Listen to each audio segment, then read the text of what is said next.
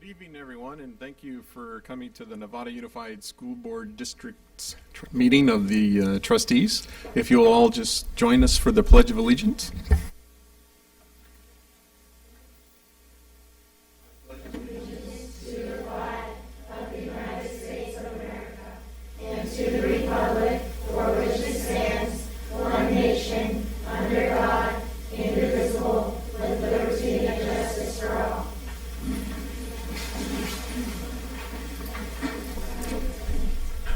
Okay, thanks again, and welcome. So we're going to begin by reporting out our closed session announcements. Vice President Tom Cooper. Thank you. We just had one item we discussed in closed session. That was item B, and it was a discussion with labor negotiators Chris Koska, Assistant Superintendent, Human Resources, Employees Organization, California School Employees Association. That's it. Okay, and there was nothing to report on item C, which was a public employee. Okay, I'm sorry. Okay. Next is on the agenda is the approval of tonight's agenda, and we have a request for reordering tonight's agenda. So I'm asking the board if they will consider moving items C and 14C and D to become the new B and C. So we will we'll have the public hearing, item 13, and then we will have item 14, discussion action, which is the resolution on that public hearing, and then we would begin with the resolution number 9, which is currently item C, then followed by what is currently D. Would that be okay with the board? Yes. Okay, I'm seeing nods. I have a first, so we'll do that. So then can I have a motion to approve tonight's agenda as amended? I have a first from Trustee Aguila, seconded by Trustee Mack. All those in favor?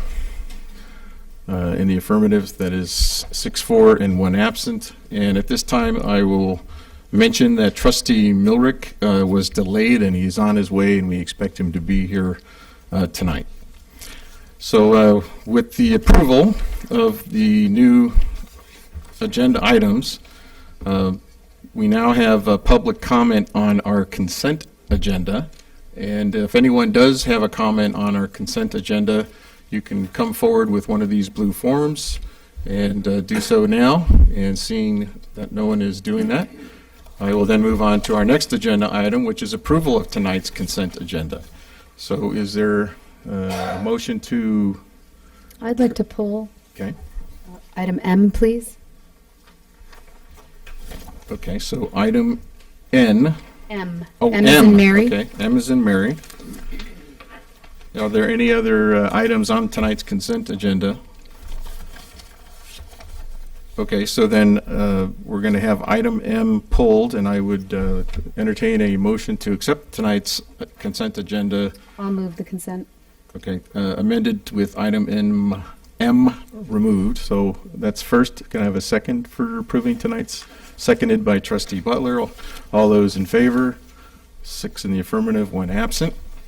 And then the board has the option to discuss item M now, or would you rather we bring this up at the end of our regular discussion? Fine.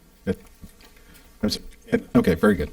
Okay, so we will bring up item M at the end of our regular discussion action items.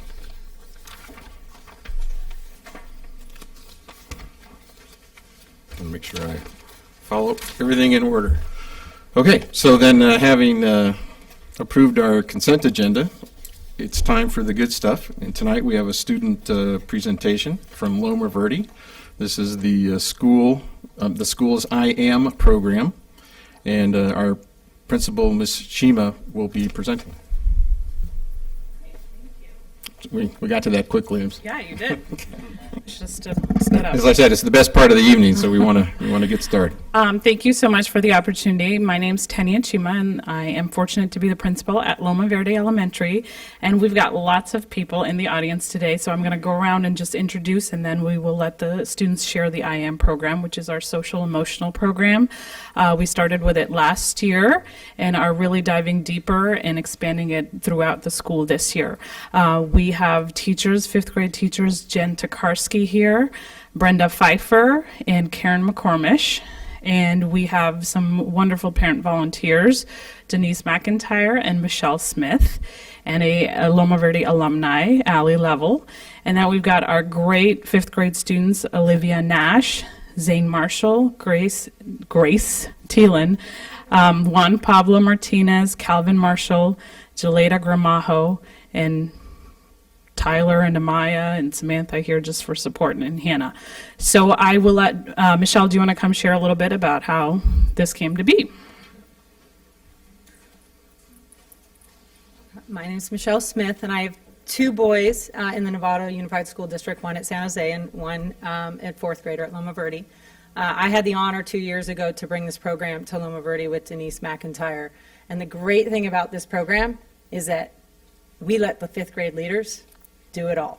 So instead of me telling you what the program's all about, I'm going to let them take it over for me. So, Olivia, without further ado.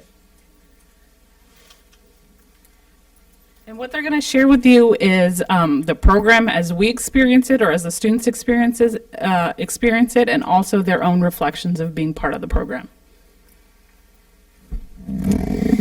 My name is Olivia Nash. Thank you for your opportunity to share the I Am program with you all this evening. I want to start by asking you all to think about what it would feel like to start off your day if you put your shoes on the wrong feet. Would it feel uncomfortable or bad? My experience in the I Am program last year was great.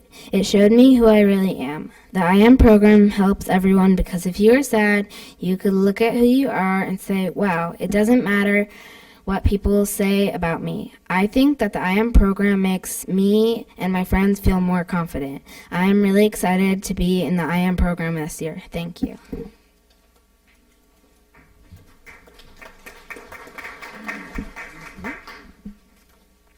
Hello, my name is Zane Marshall.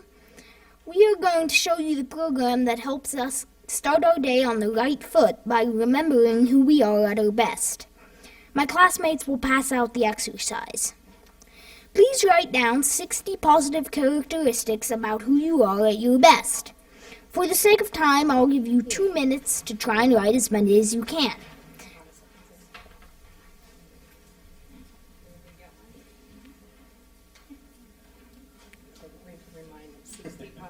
Yeah.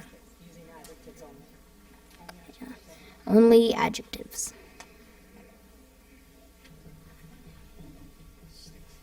That's a lot.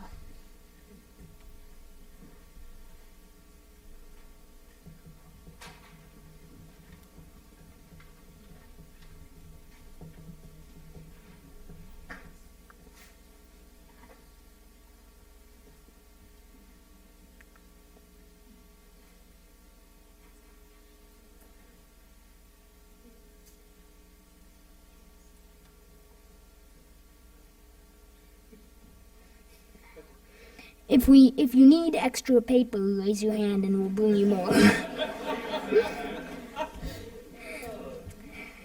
The I Am program is really good for goal setting. For instance, if I write I am determined, I can look at that any time and think I need to keep going. I Am really keeps you on the right track, and it changes each day to fit what you need. You don't have the same qualities every day, and the I Am program accounts for that. I think it is a great program to be part of.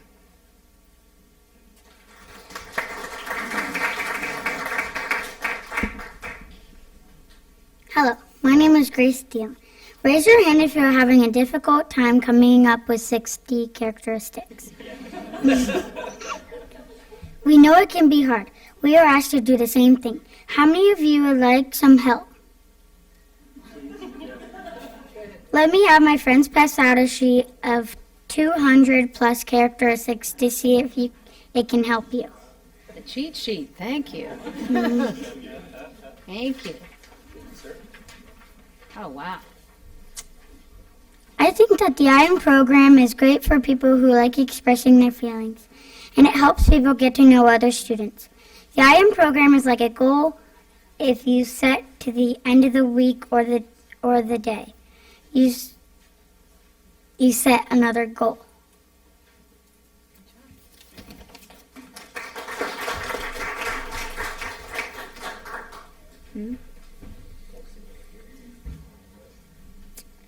Hello, my name is Juan Pablo Martinez. Once we complete this exercise, we will keep it and add on to it anytime. Daily, we write 2 positive characteristics that will help us be our best that day. These are my 2 words I choose to use today. I choose smart and I choose funny. The I Am program is to describe who you are and to show people what you are. We started off taking our shoes so you learn how to put it on the right foot. It is so fun reading other people and sharing yours.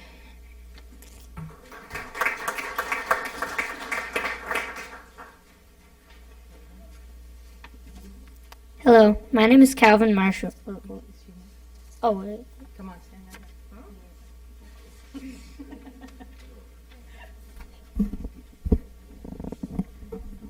Hello, my name is Aileen Marifa. We also, as a class, come up with a mission statement that we follow. The mission statement that we come up with to present you is, we are prepared, happy, proud, so that we can successfully present our program to the board. I am happy, joyful, fun, and funny. Anyone can be happy, joyful, fun, and funny. The I Am program is a place to tell me the way that I'm going to be during the day.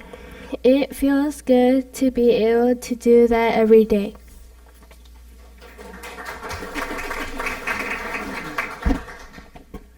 Hello, my name is Calvin Marshall.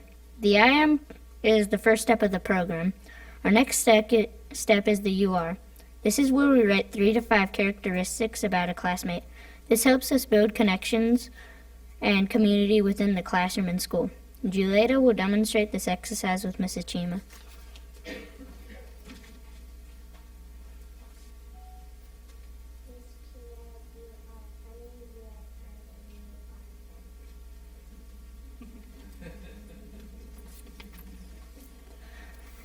The I Am program helps me in class. It helps me by being able to look at a card and see what I wrote, and that could help me change my mood for the rest of the day. The I Am program can also help me on the play yard. Like if I wrote I am helpful and kind, I could include another person in my game. The I Am program is a positive and helpful program.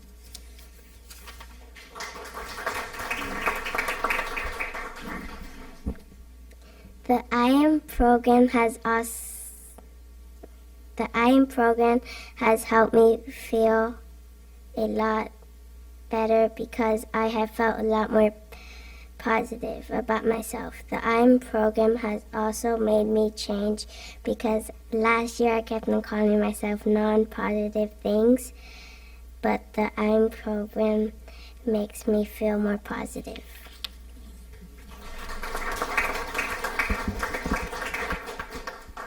You guys got the short end of the stick because we didn't give you enough time. We give the 5th graders and all the kids at the school a little bit more time. So if you got 60 done in that amount of time, that's pretty impressive.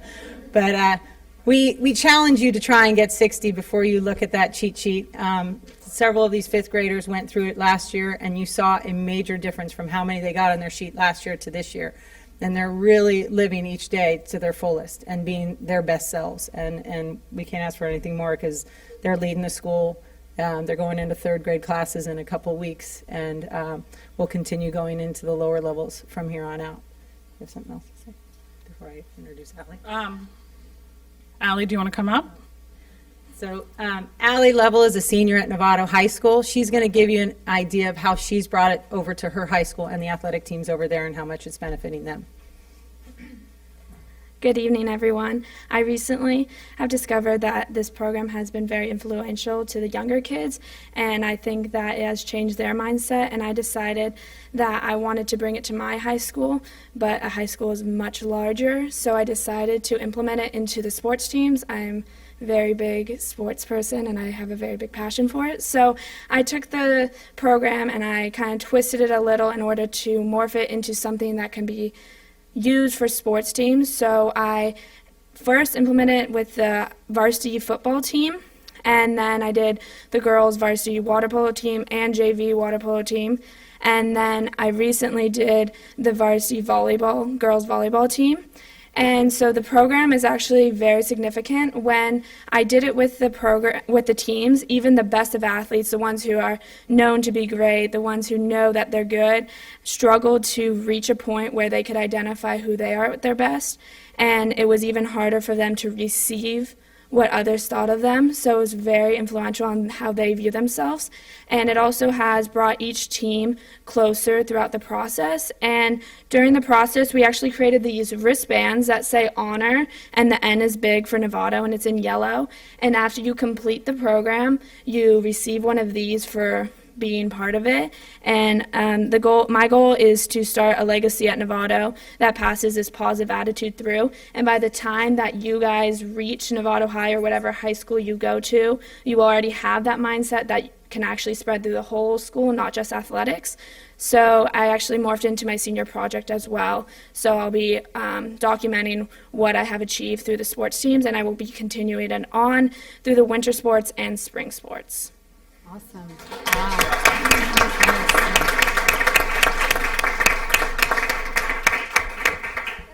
Actually, I have a question. At one point, I think it was Juan listed his two identity characteristics, and I noticed that everyone took their name badge and held it up and kind of showed it. Is there some symbolism to that camaraderie, or was there a reason for that, or it's just a coincidence? We just wanted to bring these to your attention. Okay. Yeah. All right. Yeah. Great. Thanks. Good stuff. Photo time, you guys. Come on up.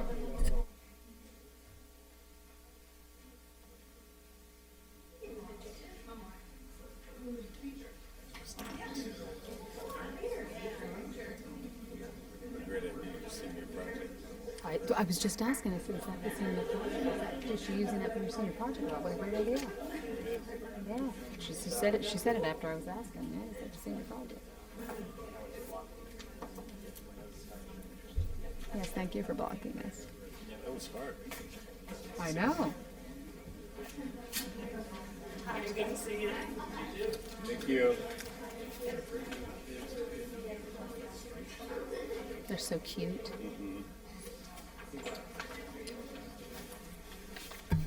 All right, that was terrific, you guys. Thank you very much for coming tonight and showing us your IM program. So appreciate it. So if you have homework or something like that, going home, or maybe you're hungry, but appreciate you being here tonight.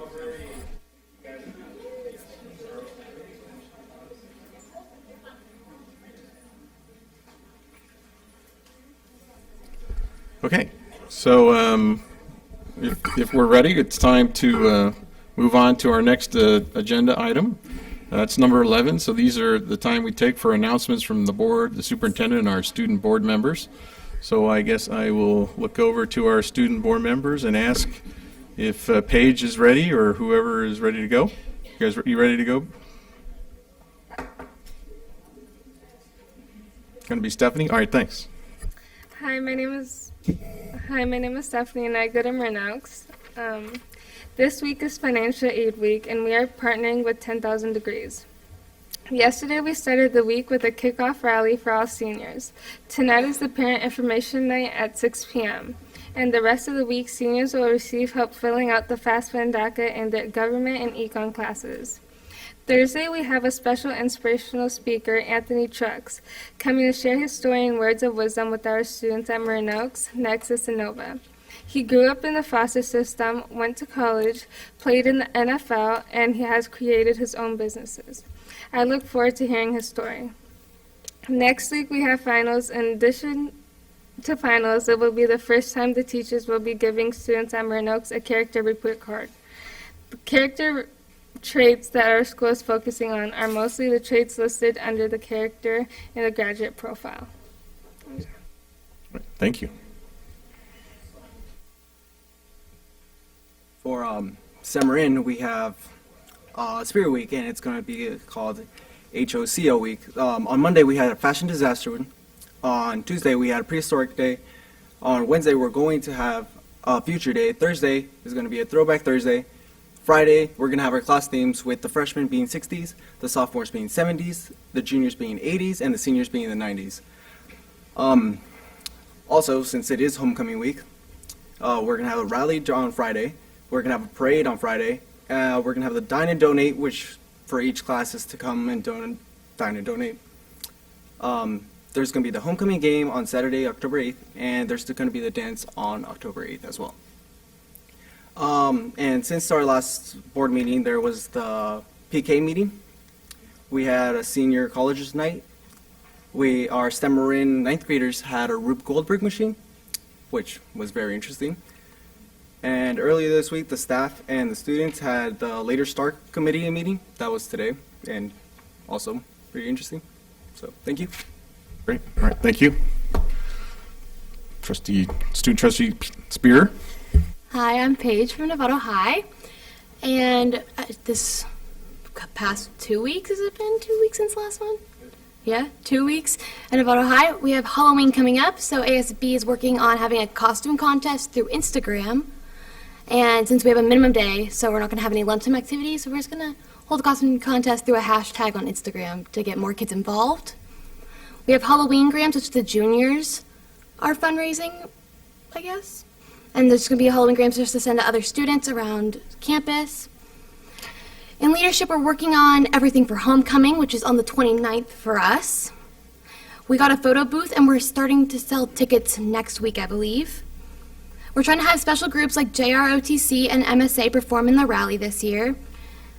Our canned food drive is coming up on October 24th through November 17th, and we're trying to maybe have a school war in between like the classes to get more people to donate. And we're working really hard to appreciate our staff. Leadership is taking a field trip to San Marin and San Rafael's rallies in the next couple, their homecoming rallies in the next couple weeks, to see if they do anything different that we can take from and improve on. I'm actually going to San Marin's this week. And we have the big band dance coming up on the 22nd. We have an MSA soiree at Book Passage in Corte Madera on the 14th at 5:30 p.m. And since our parking lot was just recently redone, we're getting the directional arrows painted in early November, and it's probably going to finish around Thanksgiving break. Our PSATs were scheduled now for October 19th, which is coming up. And then we had a school site council meeting today after school, which I attended. And we talked about the perfect pathways. So what perfect pathways is Mr. Baldwin, I guess he came up with the idea. And each student has a pathway they can go down, and they can take a certain amount of courses for that pathway in particular. And we're trying to get the incoming freshmen to pick their pathway starting freshman year. Our student advisory committee met last week, or 2 weeks ago, and we discussed the dress code, the late start schedule, and the food in the cafeteria. In the late start meeting, which we just attended, all the students are okay and open to different types of schedules, and we're trying to be very vocal about the changes in our school. And a lot of students wanted a lot of more outdoor seating, which is kind of ironic because we have an open campus. We have staff visiting other classrooms this week, and we're calling it learning walks, so all the teachers can learn from each other and steal other teachers' ideas to make themselves better teachers. Novato High just got new vans to help transport for field trips, Marin School of the Arts, and athletics. October 21st is our Black and Gold Gala. It's ran by the PTSA, and it's a fundraiser at the Marin Country Club. And we're raising money for campus improvement and technology. And JROTC Vets and Cadets Dinner is at Marin Catholic on October 15th, if anyone wants to attend that.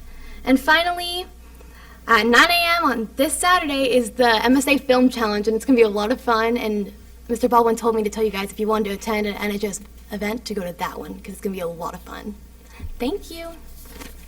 When is the film challenge? This Saturday at 9 a.m. All right, thank you.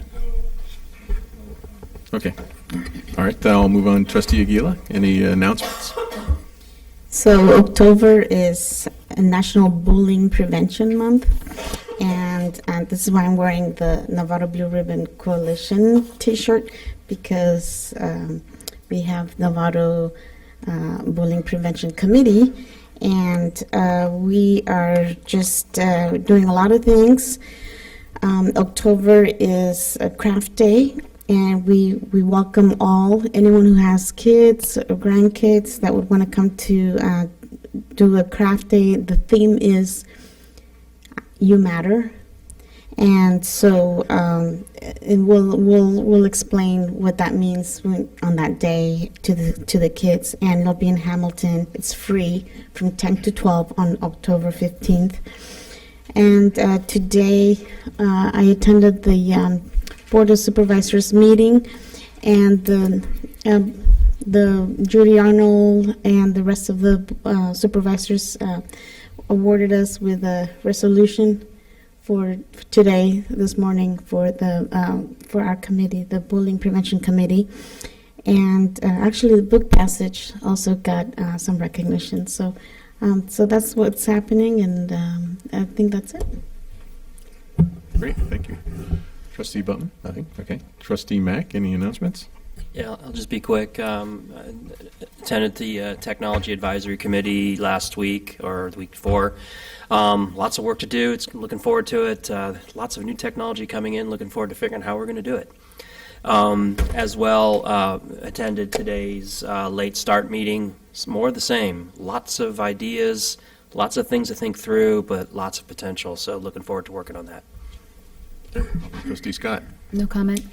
All right. Trustee Cooper? Just a reminder to all trustees that the school's rule disbursement will be on October 27th between 4 and 5:30, and to put it on your calendar. It's always a good, very, very great event, and it would be great to have support from all of us there. I don't have any announcements tonight, so Superintendent Ogable. Thank you, President Nelson. I have two announcements. The first is we had our District Advisory Committee meeting on yesterday. Man, it's been a long week already. So thanks to Trustee Butler for being there. Also, I'd like to mention two students. Marley was there from Marin Oaks, and Jeffrey was there from, nice to meet you again, from San Marin. We need more students there, so we'll try to hit you guys up next time. But the District Advisory Committee is really looking at equity issues and issues around the specific skills of cultural competence, character, and conscientious learner. So the National Equity Project helped us to kind of facilitate the day.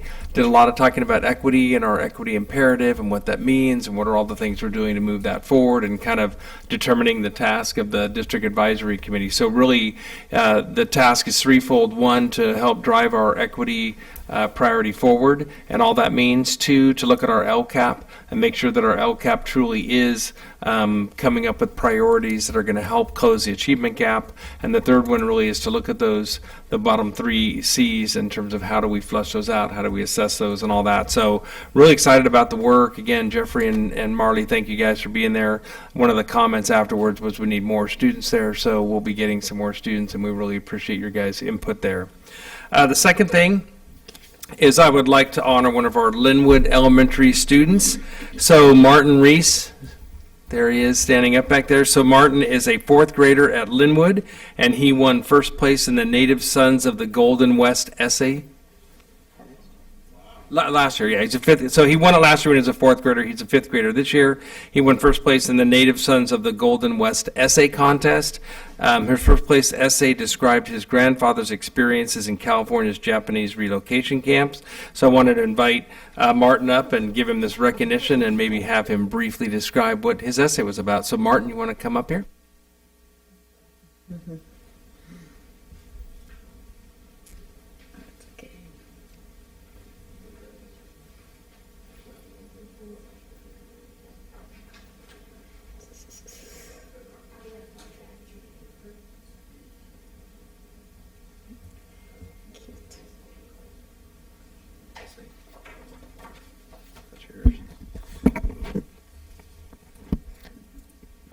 My essay was about the Japanese relocation, and I did it because my grandfather was there and my mom could tell me a lot about it.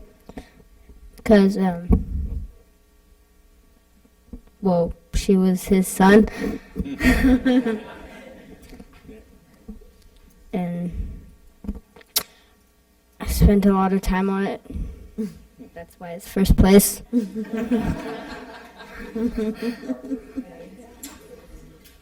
Yeah. Okay, cool. Thank you.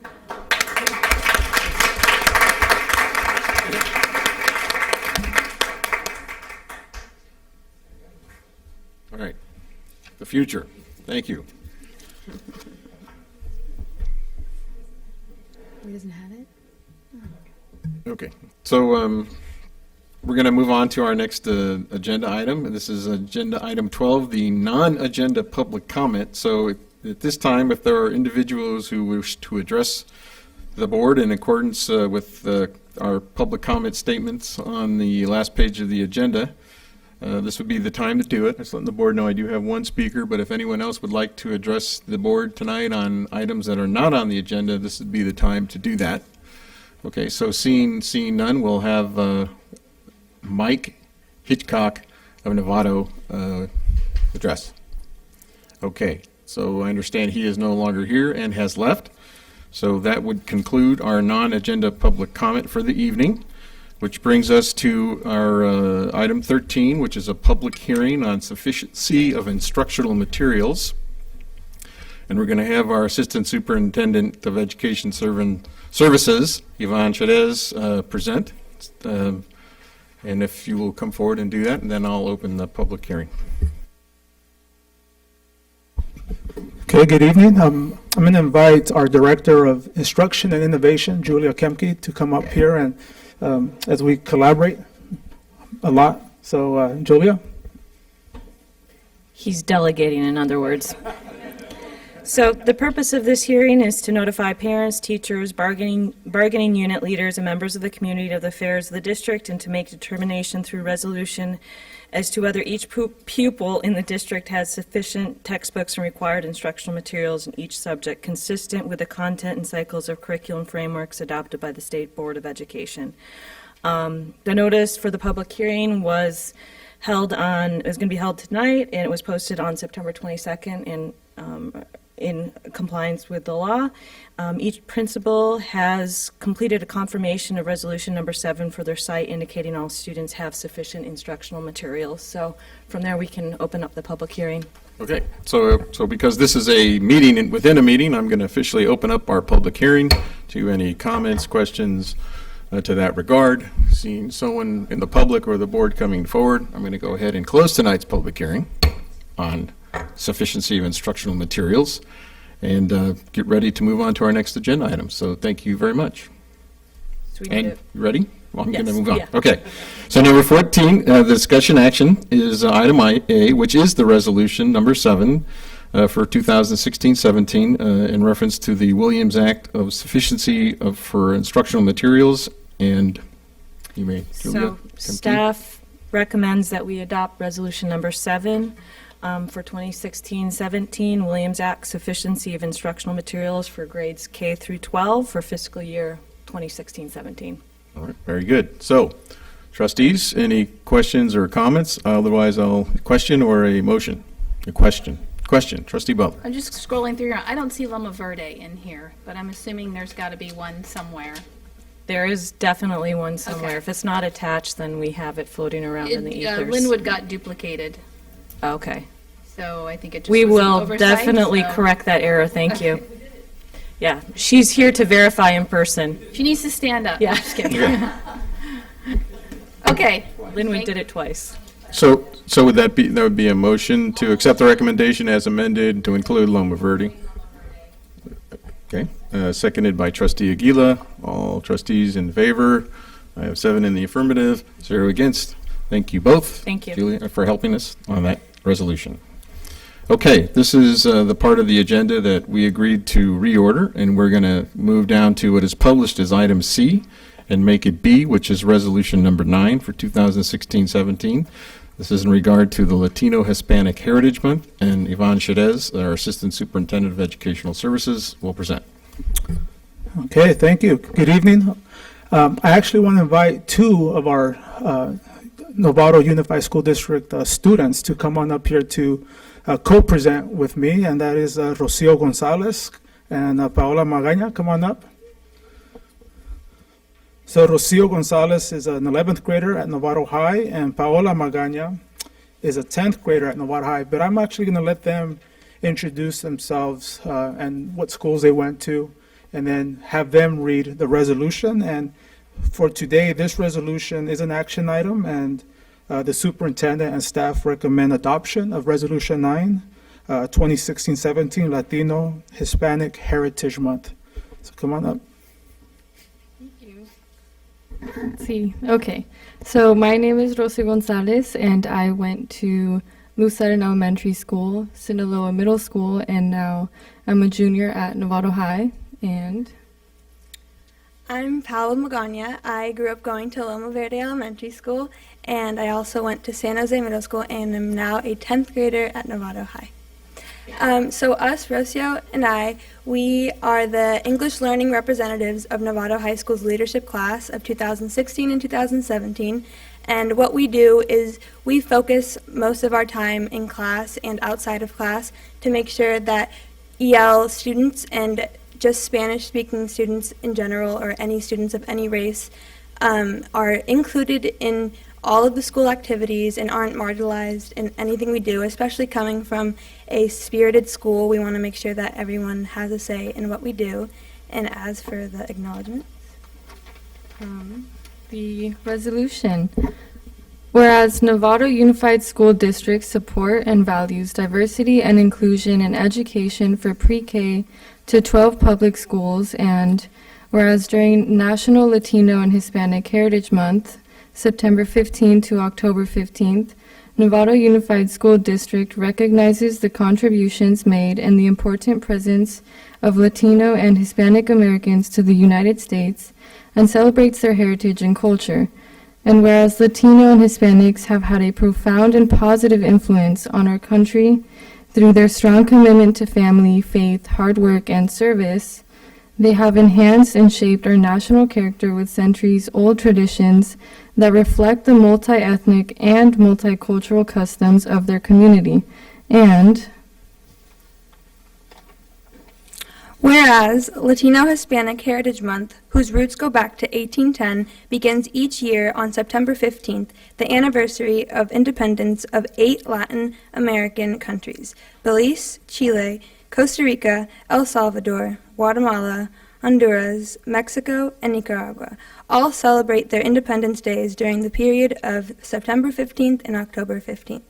Now, therefore, be it resolved that the Novato Unified School District Board of Trustees does hereby fully support September 15th to October 15th, 2016 as Latino Hispanic Heritage Month, and encourages participation in the special annual tribute by learning and celebrating the generations of Latino Hispanic Americans who have positively influenced and enriched our nation and society. Passed and adopted this October 4th, 2016 as the regular meeting of Novato Unified School District Board of Education. All right, terrific. So it's to the board for comments or questions. Any comments or questions? Trustee Aguila? Yes, I'd like to thank the students for being here and presenting. That this is fantastic. Thank you, Ivan, for working with this resolution. I'm glad that you added both Hispanic and Latino, as we mentioned, and that, even though I said, we alphabetize the countries just for the purposes of the presentation, I think it's important also to acknowledge that that Mexico had the first independence, and then all the other countries followed. However, United States was the first ones. So, but thank you for making those changes, and next year will be even better. Okay, great. Then any more comments? So I'd like a motion to move it. All right. Recognize Trustee Aguila as a motion to approve the resolution as written, seconded by Trustee Mack. So all those in favor? Oh, okay. We have first and a second, so this is an opportunity to address.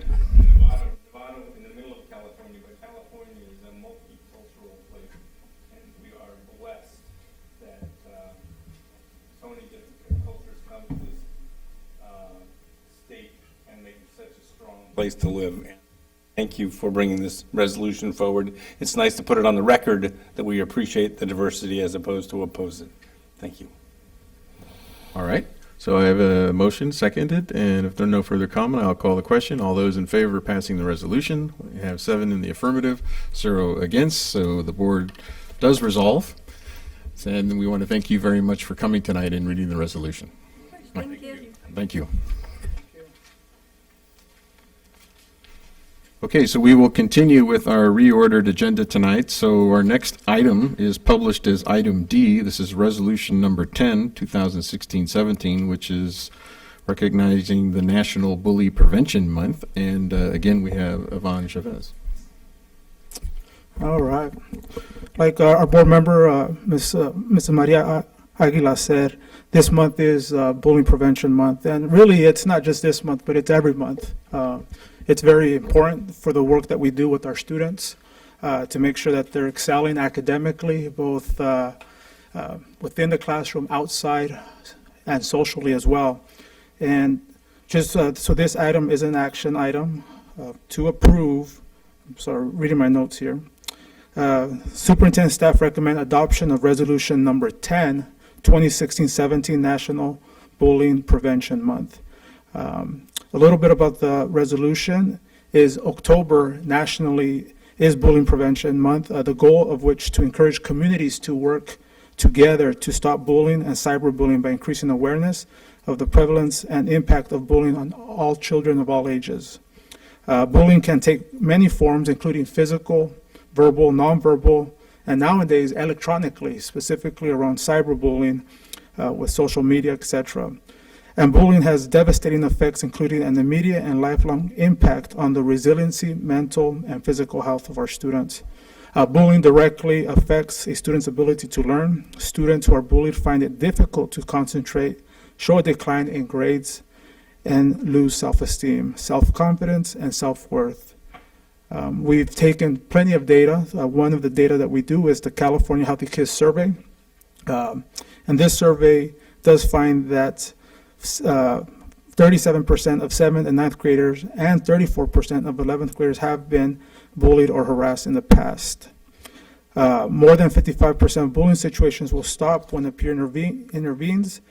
Student education of how to address bullying for peers is critical as to support with the support of adults. So our schools have quite a bit of programs that they do. You've just heard of one from Loma Verde this evening called I Am. So our students came up here and spoke about I Am and what they do around social, emotional, around bullying, around peer. At our other schools, we have a variety of programs such as Mind Up, Soul Shop, Second Step, and I know that over at Olive, they're doing a little kindness challenge. So all of our schools are doing some great work around bullying, but also social, emotional learning.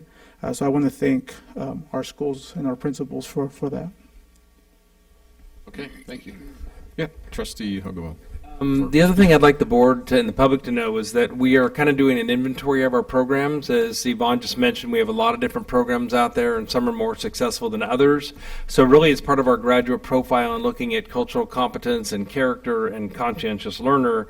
And through the Healthy Novato initiative, we're kind of trying to take inventory of all those programs and kind of assess those programs so that we can make sure that the programs that we're using are most effective. So that's part of our goal this year. And again, Healthy Novato's kind of taken the lead on that, is so we know what are all the programs and how do we know if those programs are successful, and so that we can encourage some programs, and maybe if others aren't as effective, then maybe we need to reevaluate that. So we'll be bringing that back to you sometime in the spring. But I just wanted you to know that we're kind of taking stock and trying to assess all the programs. I know that, again, there's new ones that are coming. There's mindfulness that I know you guys are doing at Santa Ramon. So a lot of different programs, and I don't think we have to be lockstep with each of those. But I certainly think we need to look at how effective those programs are and encouraging those ones that are most effective with our students. So I just want to make sure you guys are aware of that.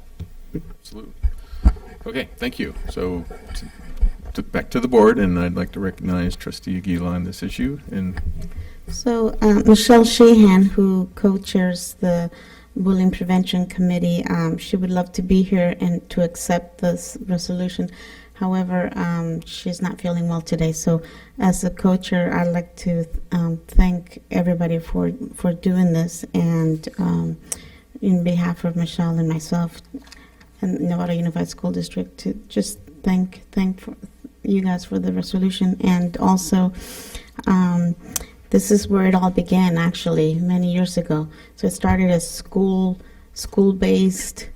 And speaking about programs, I'm so glad that I'm thankful for the Blue Ribbon Coalition.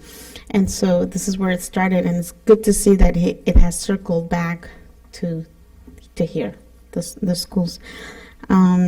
But also wanted to say, feel free to always look at our website. We're very proud of this program, and we know we're not duplicating and that it's working, and even according to the Chicks report. So look up at www.blueribboncoalition.org, and just remind you again of Craft Day, October 15th, and also if we can, we're always looking for volunteers. So thank you again for today. Okay. Any other comments or questions?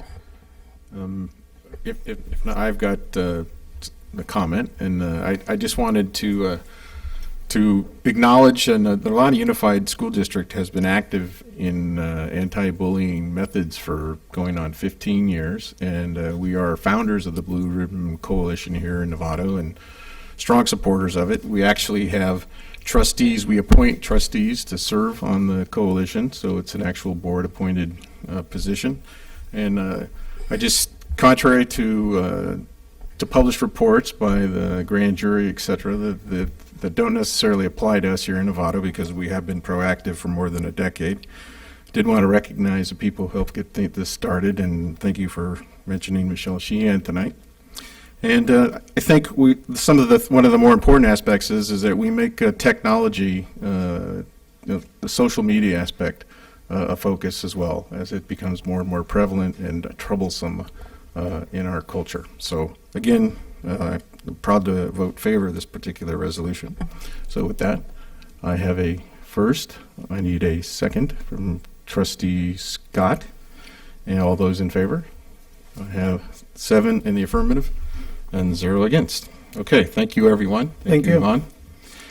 So we will move on to our second discussion action item, which is B, and this is the approval of the 2016-17 single site plans for student achievement. And we have our elementary school leadership here tonight for Lou Sutton, Linwood, Loma Verde, Olive, Pleasant Valley, Rancho, San Ramon. And we look forward to hearing your single site plans. And our Assistant Superintendent, Yvonne Jadez, will lead off.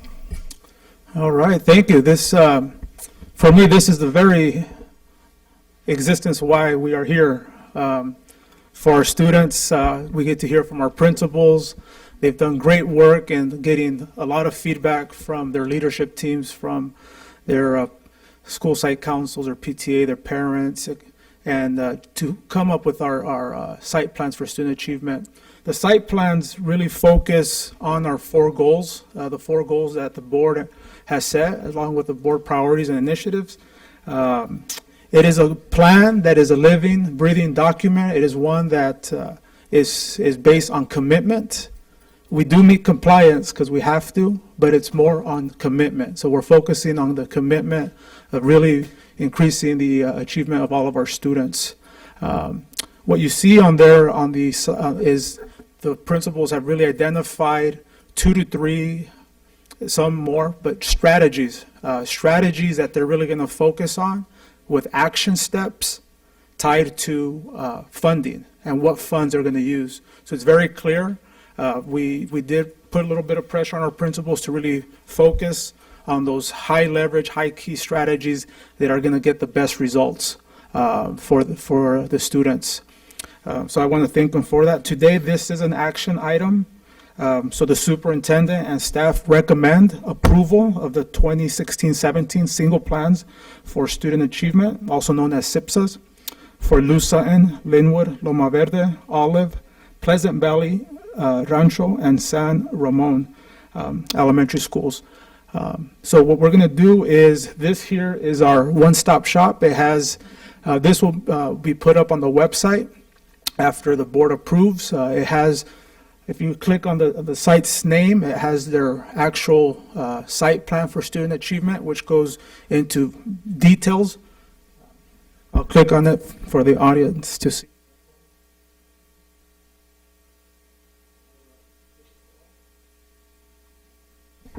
Okay, so this is an example. We'll use loose sentence.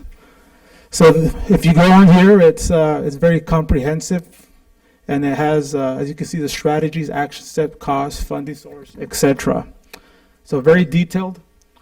And then what we also have is the Google slides that they will be presenting this evening to you. So we're going to do this by alphabetical order. So we'll start off with Loma Verde, with Principal Tenya Shima. And then after she presents, then you can ask questions. And then after she's done, then we'll have Bonnie from Lucent come up, and then we'll just kind of go. They have about 5-6 slides, so we're thinking about 5-6 minutes each person with some questions as a follow-up. And we have a clicker, so you can click away. So come on up. Go Bears. That was an awesome game. Starting now? My timer on? Can you try to click a little bit? All right, There we go. All right, go back. All right, go for it. Thank you very much. Again, my name is Tenya Chima. I'm the principal at Loma Verde. This is my second year, and I am really happy to be able to be here to share what's happening at Loma Verde with you. This slide just shows a little bit of our demographics for last year. They haven't significantly changed. Up, plus or minus a few students here and there. So this gives you an idea of the population last year. The CASP data, and what we did as a school is that we really looked at the cohort data to really compare kids as they move from 3rd grade to 4th grade or 4th grade to 5th grade. For English language arts, we did see growth in students going from 3rd to 4th, and growth in students going from 4th grade to 5th grade. We were, as a staff, very disappointed to look at our math scores, because in both instances they did drop down, and in 5th grade or 4th to 5th they did drop down significantly. But Loma Verde is fortunate to have a staff that's 100% committed, so it wasn't, woe is me, what went wrong, looking for anyone to blame, but really saying, okay, we need to re-examine what we're focusing on, and let's do something about this, because this is a challenge. We see what happened last year. We spent a little bit of time, remembering what happened last year and what was our focus, and then committed to what we're going to do this year to improve these scores. We also looked at our EduSnap data. So Loma Verde is lucky to be in the P3 grant through MCF. We're one of the 4 schools. And EduSnap data is very interesting data that we don't really get experience with. There's an observer that comes into the classroom and observes 4 students within the classroom for the entire day to give an average of what a student experiences during the day. And we really highlight the predictors of 3rd grade success. And those are, research has shown, our oral language, vocabulary, scaffolded teaching approach, collaboration, metacognition, and small group instruction.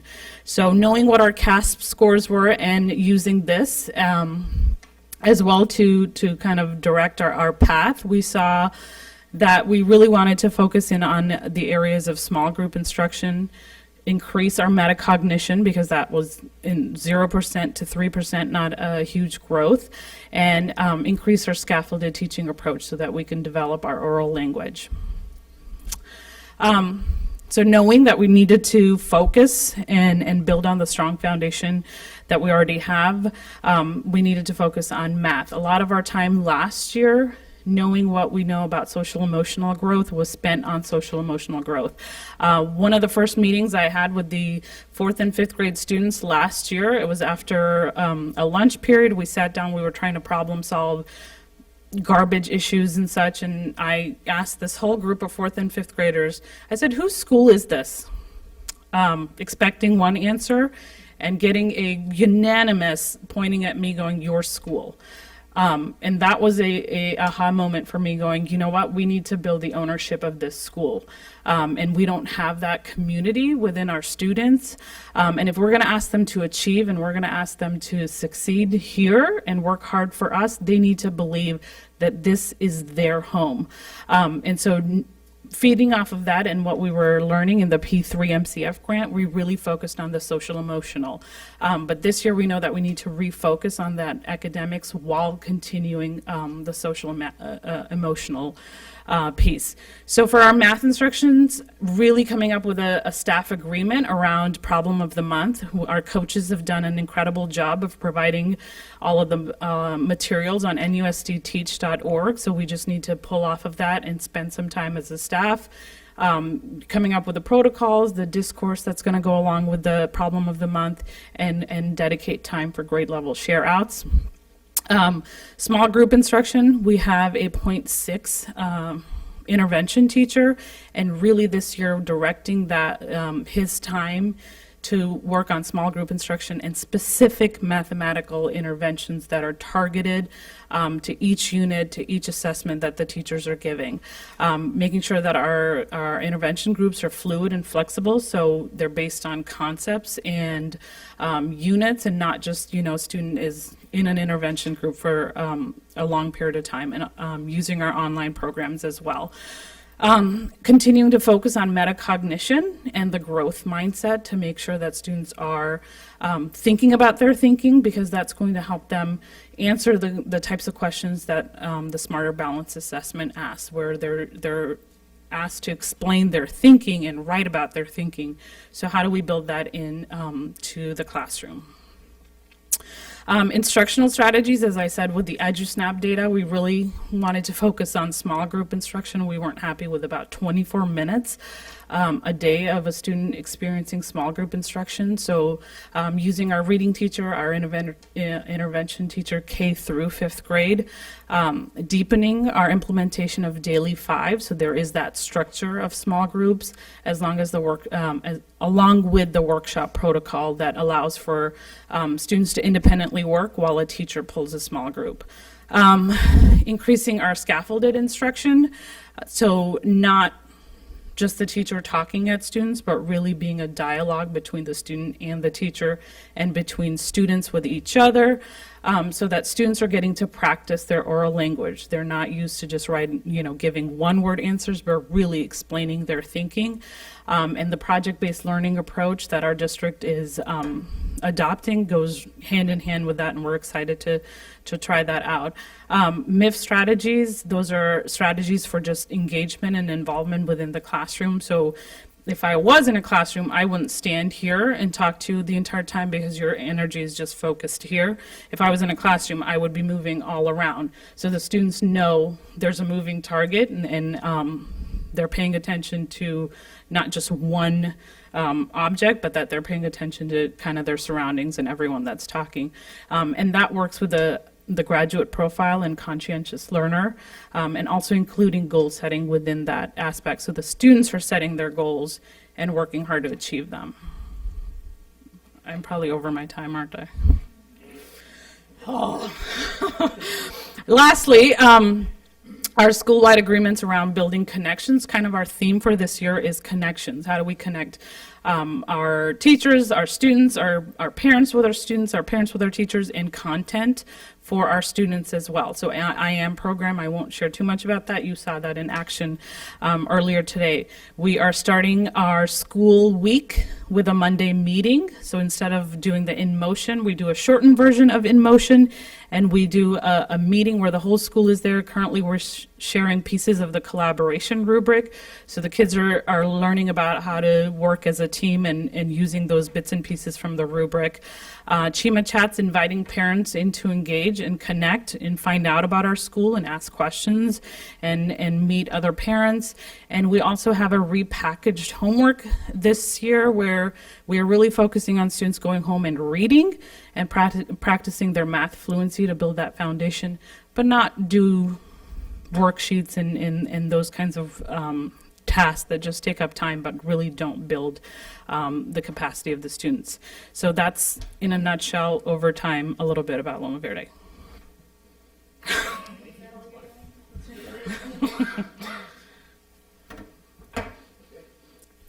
Questions? Trustee Scott, you're up. I was concerned reading some of the math pieces, and I was just curious with the intervention, that halftime coach, because I was first wondering whether or not the instructional coaches were over there, and then you talked about it. But I'm just curious, does that need to be increased? Would that be helpful? I'm just concerned about the math, and I'm just wondering, what can we do as a board to help you and the kids be successful? I want to hear from you what you think. So currently we have a reading teacher that is paid is a full-time teacher that's paid partially through our LCF funds and partially through our MCF grant. Whatever we could pull of our funds, we could only get to about 0.6 of a math intervention teacher, and we don't have any of that getting paid through MCF. I think it's important for a teacher, an intervention teacher, to be there to be able to monitor and help with data and do small group intervention. That definitely, in language arts, we've seen that work, and we've seen those students' scores and their attitudes about learning improve in the language arts. And so we're trying that model with math, but utilizing a 0.6 person.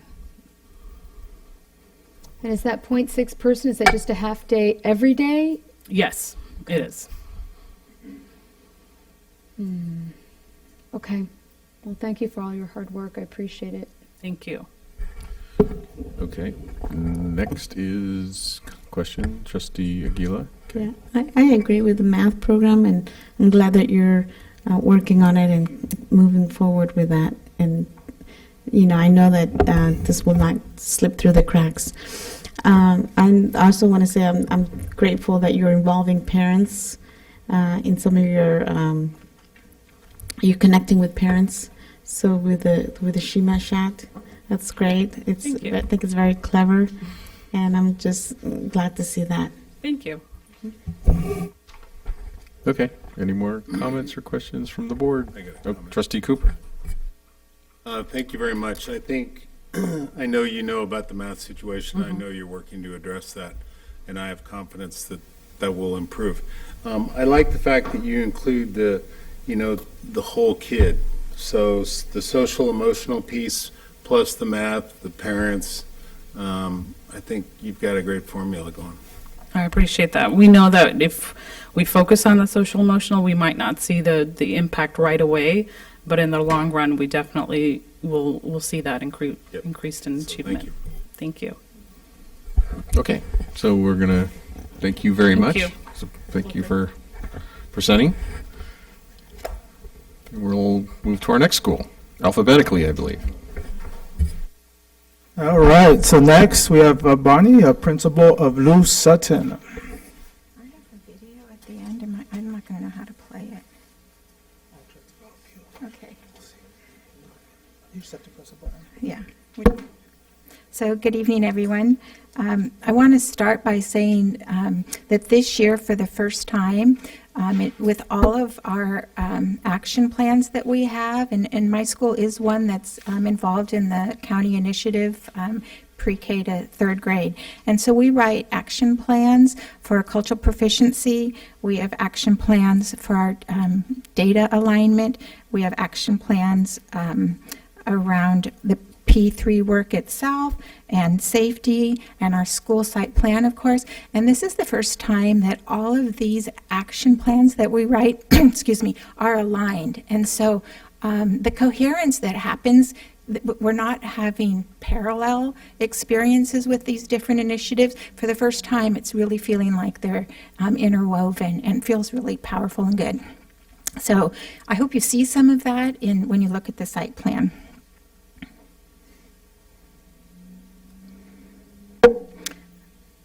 So we have a specific data plan, but I've chosen 3 tonight that I'm going to share with you.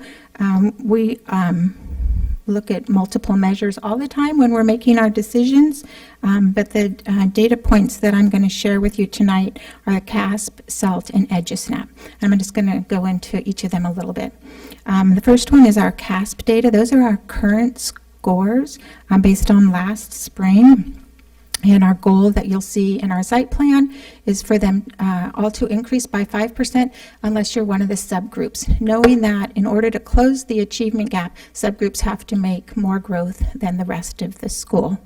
So we looked at our data as a staff and school-wide, and it's shockingly alarming to all of us when we look at our data and we take our English-only students and compare them to our EL students. And we have a huge achievement gap, in some grades and in some content areas of more than 50 points. So when we look at that data combined with our SELT data, which is the table you see here, oftentimes we hear when we look at our SELT data that we should be expecting a year's growth in a year's time. And we kind of track and monitor that. But this year we did something different, and that's what you see here. And you're looking at the data, the SELT data by grade level, and we gave this to teachers.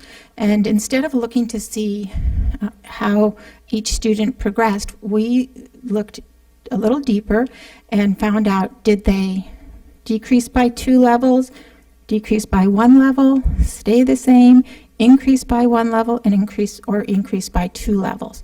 So we did this by grade level, but to the teachers, we actually gave them all their EL students by name and with this same data. So that and then the next step was each teacher chose 3 to 4 target students, we call them focus students, that knowing that the only way to really close this achievement gap that we have at Lou Sutton is by really focusing and targeting our EL students. So even though it's just the beginning of the year and we're just getting started, we're already looking at lots of data and trying to make some decisions. The last piece of data here that you're going to see another slide in just a moment is the EduSnap data that Tanya spoke to earlier. So we also are fortunate to have EduSnap data collectors coming into our classroom, and they're collecting data on the student experience during the day. How much time are they spent in small group instruction? How much time do they have oral language development, vocabulary development, scaffolded instruction, and metacognition? All of these are predictors of success. So knowing that we should be spending time on these, we've made a goal, and I'll share our goal with you around the predictors of success in just a second. Oh yeah. I haven't looked at these slides for a while. I don't know what order they're going in. So our ELD plan, knowing the data that I just shared with you, we this year are re-looking at our delivery of ELD. So we did starting last spring, actually, defining integrated ELD and designated ELD, the 2 types that all of us are required to be doing in the classroom. And so developing some common understanding and common language. There's some thought that integrated is enough. And some teachers will say, well, we do ELD all day throughout the day. And that's true, but that's not enough. There still needs to be this designated time of ELD. So we've made agreements around what are the school-wide agreements for integrated, and those are the 4 you see there, that we're now writing in just one content area. So the teacher will choose a content area. They will have their objective for social studies or science, but they also have to have a language objective from ELD. We're using more sentence frames, having students respond in complete sentences, so that helps all. But if it's an English-only student, then you have this great model of complete sentence response, and then for our EL students, having them have that practice, and then the focus students that I spoke about. The designated ELD, we're still working on as a school. What are we going to agree to? WIN up there is called, stands for Whatever I Need, and it's a program that we've had at Lou Sutton for about 5 years that we're re-looking at. Okay. Our other goal is for small group instruction, and this comes out of one of the predictors of success. And one of the things that the EduSnap data collector collects data on is what type of setting is the student experience during the day. And there's tons of research that says whole group instruction is the least beneficial. And most of us know if you're in an environment where it's whole group and you might have an audience in front of you, after 10 minutes, and this is for adults, and so children even less minutes, the information's not sinking in. It's going right over their head. So trying to do less whole group instruction and more small group instruction. If it's small group instruction, it can be targeted, student engagement is increased, and there's lots of research that says small group instruction really is the best setting for boys, English learners, and minorities. And if you look at the pie chart, the smallest blue, where it says 2%, this was last year's data, and this is why we made the goal. And the way you read these charts is every number of percent, you multiply it by 4. And so that means that my students last year were getting 8 minutes of their day in small group instruction. That's unacceptable. So that's why we have that goal. The other, Andy says I'm already up to 7 minutes. So our other and final area I'm going to talk about tonight is our social emotional instruction, because we do believe that we have to explicitly teach social emotional skills, and the research shows that there will be supports and gains in reading and math when students have high levels of social emotional support. And so we've had, like most schools, a character ed program or character trait program at our school for many years, 20. And this year we revamped it. And so you see there Septembers and Octobers. And what we did is we took, so we do Second Step. You heard somebody earlier mention Second Step. It is an evidence-based social emotional skill program that we do pre-K to 5th grade. And there are 4 components of it. And so we took those 4 components and assigned them to a month. And that is our school-wide focus for that month, but there's more than 4 months in the year. So the other months, we've incorporated from the graduate profile some of the C's. And so you see September and October's there. And we do whatever the focus is. So last month it was skills for learning, where we talked about each week had a different focus, talking about the importance of listening, focused attention, self-talk, and how to be assertive. And each one of these months have a song. And so I don't know how to, but I want you to see. We played the song every morning after In Motion. We sang it as a whole school. And this is how it was introduced to our school by a 5th grade class.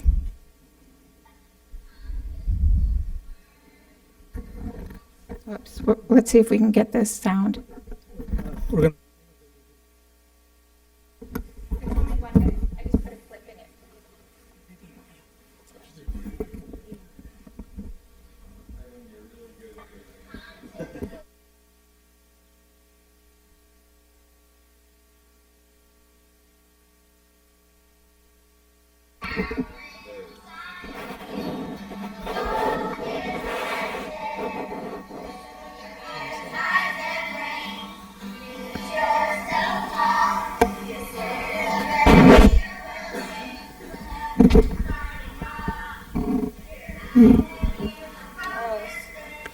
Sorry you couldn't hear. Just know that we sing the song of the month throughout the day, but it's always introduced by children knowing the value of the social emotional learning. I just want to end with saying this Saturday is our Harvest Festival, so you're all invited Saturday 3:30. any questions? Any questions? Yes, we have hands are up. Maria was first, then Trustee Miller. Yeah. Where can one see that video? Oh, should we post it on our website? What a great idea. Thank you. Yes. Oh, that's not going to happen. All right, so Oh, yes, that's true. Well, this is a clip, but we'll have the whole song on the website. That's, yeah. But you'll at least see the clip if you watch it. Perfect. Maybe with the lyrics on the bottom too, or whatever. My second question is, when you say that you're going to be doing less group, Whole group instruction. yes, less group, and just you don't mean that you can eliminate it completely, right? There's absolutely a place for whole group instruction, and the goal is that it should be 5 or 10 minutes. We call them mini lessons, where you bring the kids together for 5 or 10 minutes. They're saturated, that's the max, and then send them back out. And then the real instruction happens when the teacher pulls small groups to a table on the side. So there'll be a combination. Absolutely. You're not okay, that's perfect. Great, thank you. All right, Trustee Miller and then Trustee Mack. I spent yesterday looking over a Master's in Business Administration program, and for newcomers to the United States, people who have got a bachelor's in some technical topic and want to take a master's program at a university in this country. The social emotional issues was one of the hot topics, and the culturalization, and so people who are in their 30s trying to retool are facing exactly the same challenges your third graders are facing. You're just giving these kids a great head start, so thank you very much. That feels good, thank you. Yeah, no, it's really, really important. People are failing in their careers because they don't have these skills. Yeah, I agree. Recognize that. Trustee Mack. Just really quick, you mentioned kids going into a group all together, then going back out to their groups. And I never had a chance to sit in on your facilities meetings, but furniture, how does that play for you guys? I mean, what kind of furniture would help that? So we have been exploring using different furniture. Our classes have bean bags, and they have the big yoga balls, and we have standing desks, and then we have desks, and then we have carpet areas and couch areas. What that allows is choice for all those activities, which is an important part of learning too. That autonomy of having children, some will prefer the floor, some will prefer to stand. And so we have that happening in our classrooms. I would say at this point not enough, but we're exploring that. Okay. Okay, any more questions? If not, then thank you very much. Thank you. And we'll have our next. All right, thank you. Up to bat, we have Andy, principal of Linwood Elementary.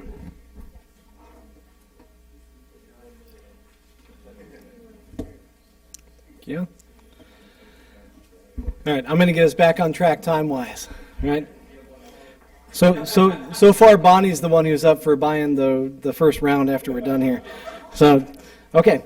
First of all, everything we do every day obviously starts and ends with the kids, so we wanted to make sure we did that in our slide presentation, including this really cool orchard project that we just did last Thursday. You've got to come see it because it has revamped our 4th and 5th grade yard. Moving right along.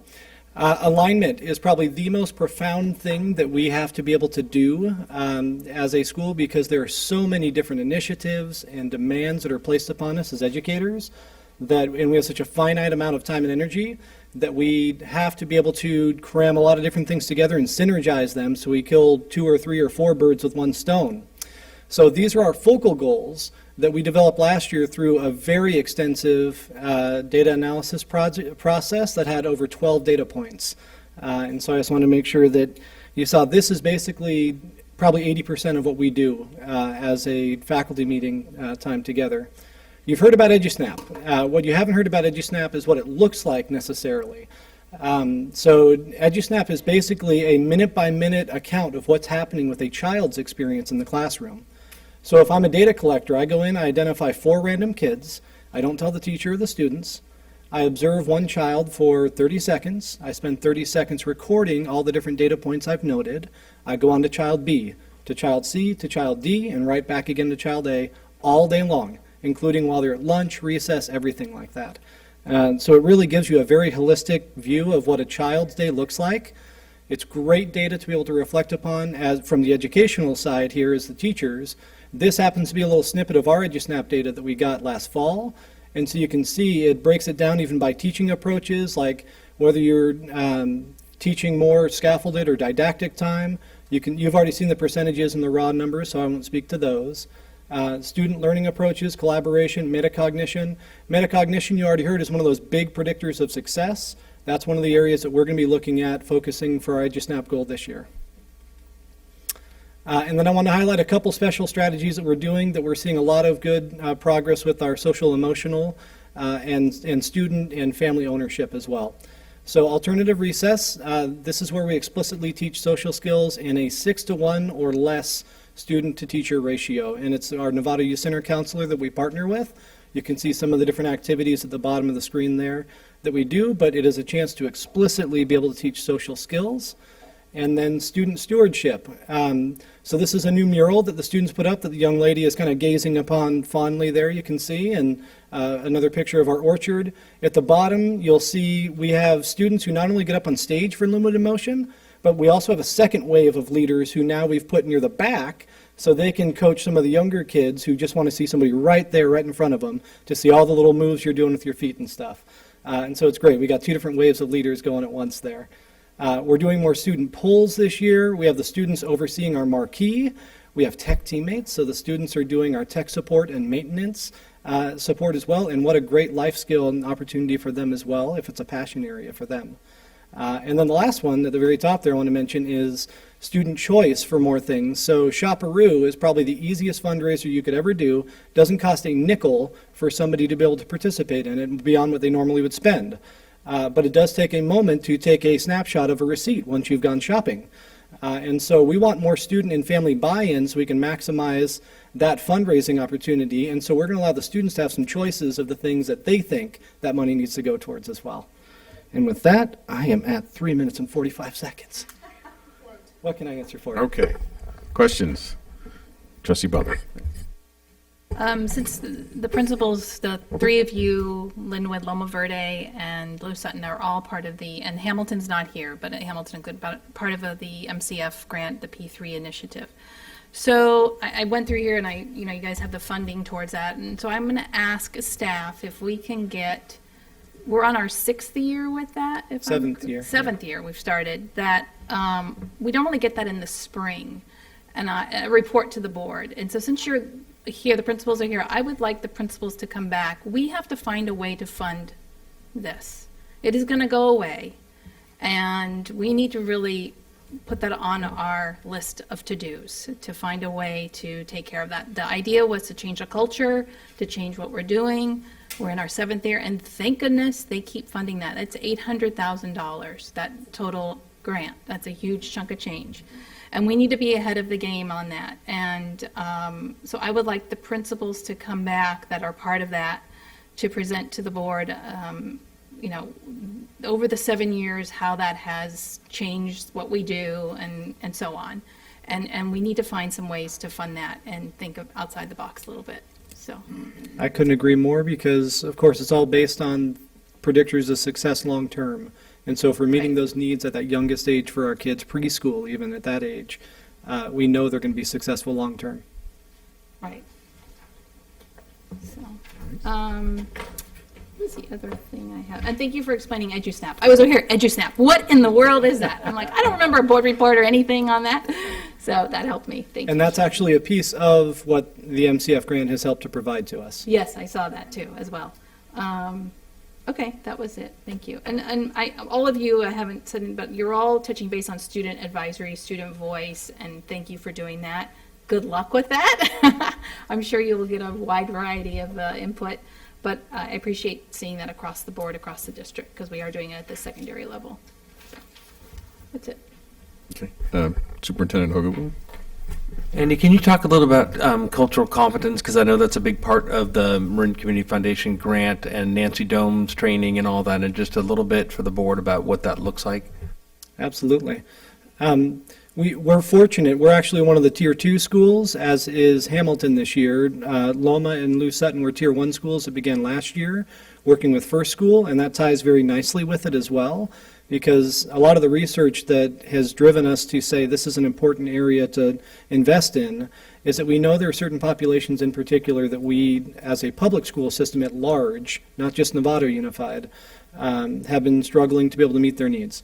And so this really is about helping us to be able to figure out what our own biases are, understand ourselves better, and be able to understand the students better so that we can better meet their needs. It also is a lot of the things that are very easy for us to overlook.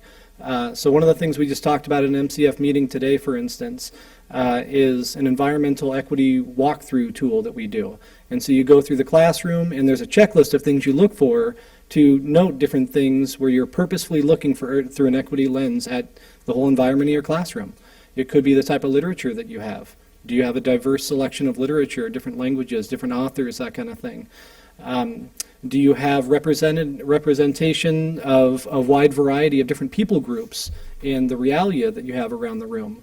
Or is it always that the doctor and the nurse are white, or that, that kind of thing, right? I mean, you want to be able to see that, there's hopefully a good smattering of things, including, people groups who aren't necessarily represented within that classroom, even as well.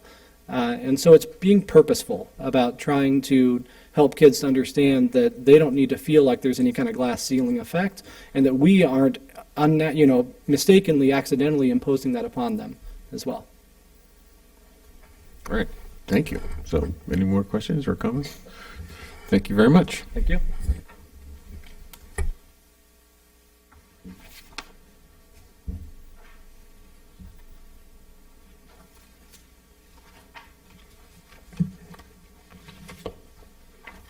Okay, next we have Elizabeth, the principal of Olive Elementary School. Good evening. So we each took a little bit of our single plan to present, and my single plan tonight is just to present what we're doing at Olive with regards to professional development, because professional development is a critical part of who we are in all of our schools. So the first slide is just our demographics, and our enrollment is about 325 for this year, but our EL population based upon last year's school, information was 35%, and our SES students are about 51%. So I just want to kind of briefly go over this. When we began our staff development plan, it began with a conversation with my teachers about our data. And it was completely data-driven, looking at our CASP and MAP scores and teacher observations. Obviously, the math scores are a critical a concern in all of our district schools, and Olive also. So we looked at all students in our subgroups. And of course, the most significant decline is in our subgroups, especially our English learners, but really focusing on looking at math talks, math vocabulary, and math fluency are ways to improve those skills for our students. The district focus on project-based learning is actually an elegant way to blend some of our focuses on our STEAM initiatives and our makerspace activities. And leading for equity. I have to say I really commend this district on being at the forefront for that conversation with regards to equity. And we had the opportunity to take some of my teachers to the Leading for Equity PD in September. And that would enable our staff to explore systems that have inadvertently created division within our community and not supported our minorities. We are beginning that conversation with regards to social emotional focus and our staff to promote the culture of student support. So a couple pictures. The top left is our staff in the spring at the Makerspace activities. The far right is our students working on their one-to-one devices.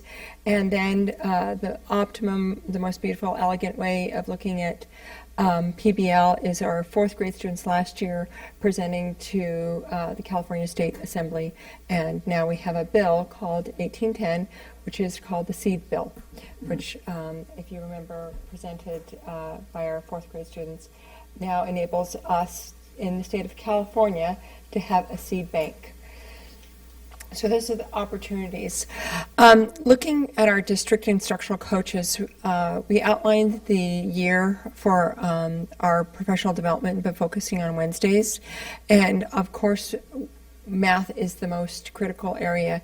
So I put up a problem here, and that's a kindergarten problem, a marble problem, and you can read it.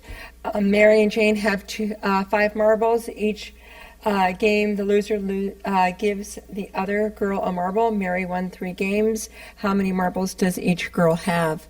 And beginning that conversation in the classroom with the teachers and the students, and that collaborative critical thinking model is important, but our teachers need that support, and our wonderful district coaches provide that support. And like I said, the support on vocabulary, because the critical part is our EL students are not getting that critical vocabulary for math.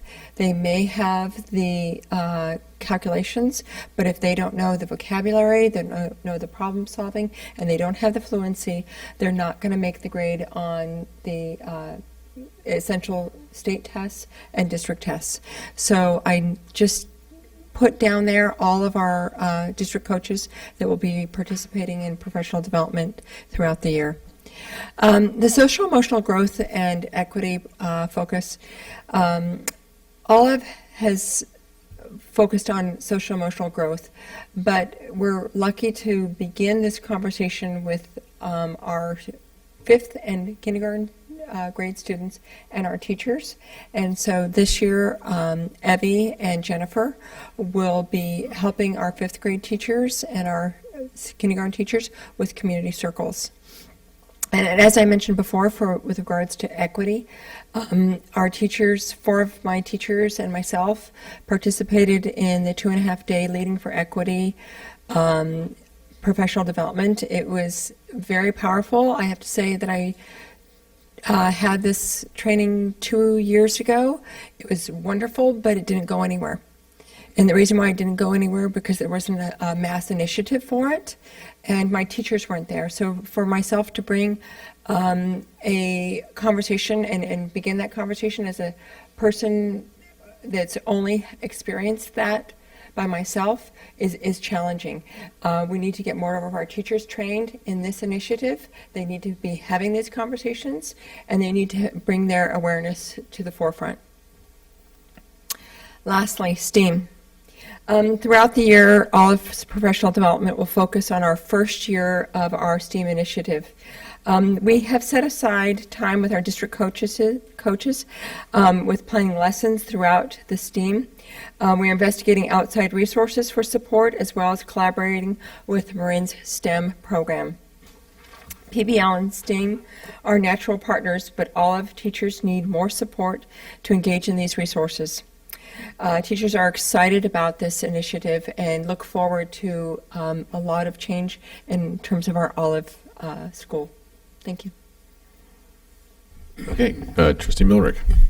I'd like to commend you for addressing the issue of decoding English language or Spanish language into mathematical formulations. It is a very hard task. It is. It is not acknowledged as such. It is sort of swept aside as people practice already written math formulas, but that decoding skill is extremely difficult. And thank you for bringing it to the focal point. You're welcome. Yeah. Thank you. Okay, any other questions? Or Trustee Butler? Is your staff working with Eileen Smith down at the county office, or anybody? No, so we have teachers who are participating in the CAMS grant. Is that what you mean?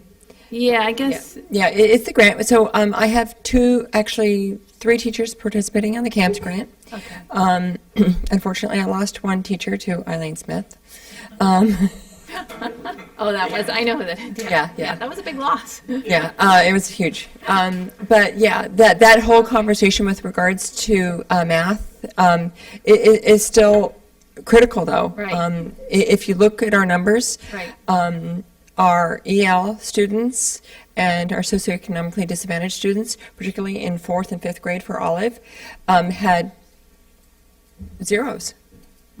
That's unacceptable. Yeah, that's unacceptable, right? It is not where we want to be, but we also have to acknowledge it and figure out how we're going to solve this problem for all of our students. How often does your staff review data? So we have, I slam them with data at the beginning of the year, and then about 3 times a year we do data. But they also, as a collective, Yeah. but they're also reviewing data once a month within their PLCs. Okay, perfect. Thank you. Trustee Cooper. Do you follow cohorts and kind of what Loma Verde does? Yeah, Do you do the same thing? if you're really looking at data, and wanting to know how they're improving. If you go straight across, you're not finding. Doesn't matter. You're right, it doesn't matter. So you really do have to have cohort data. So our last year's third graders to this year's fourth graders. And so that's how we looked at how they progressed. Okay, great. Yeah, no, absolutely. Thanks. Any other comments, questions? Okay. Thank you. Thank you very much.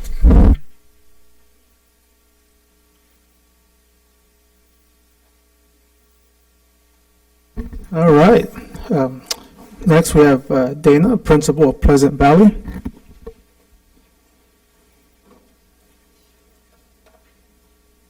Is it the one to the right that goes up? Okay. Good evening.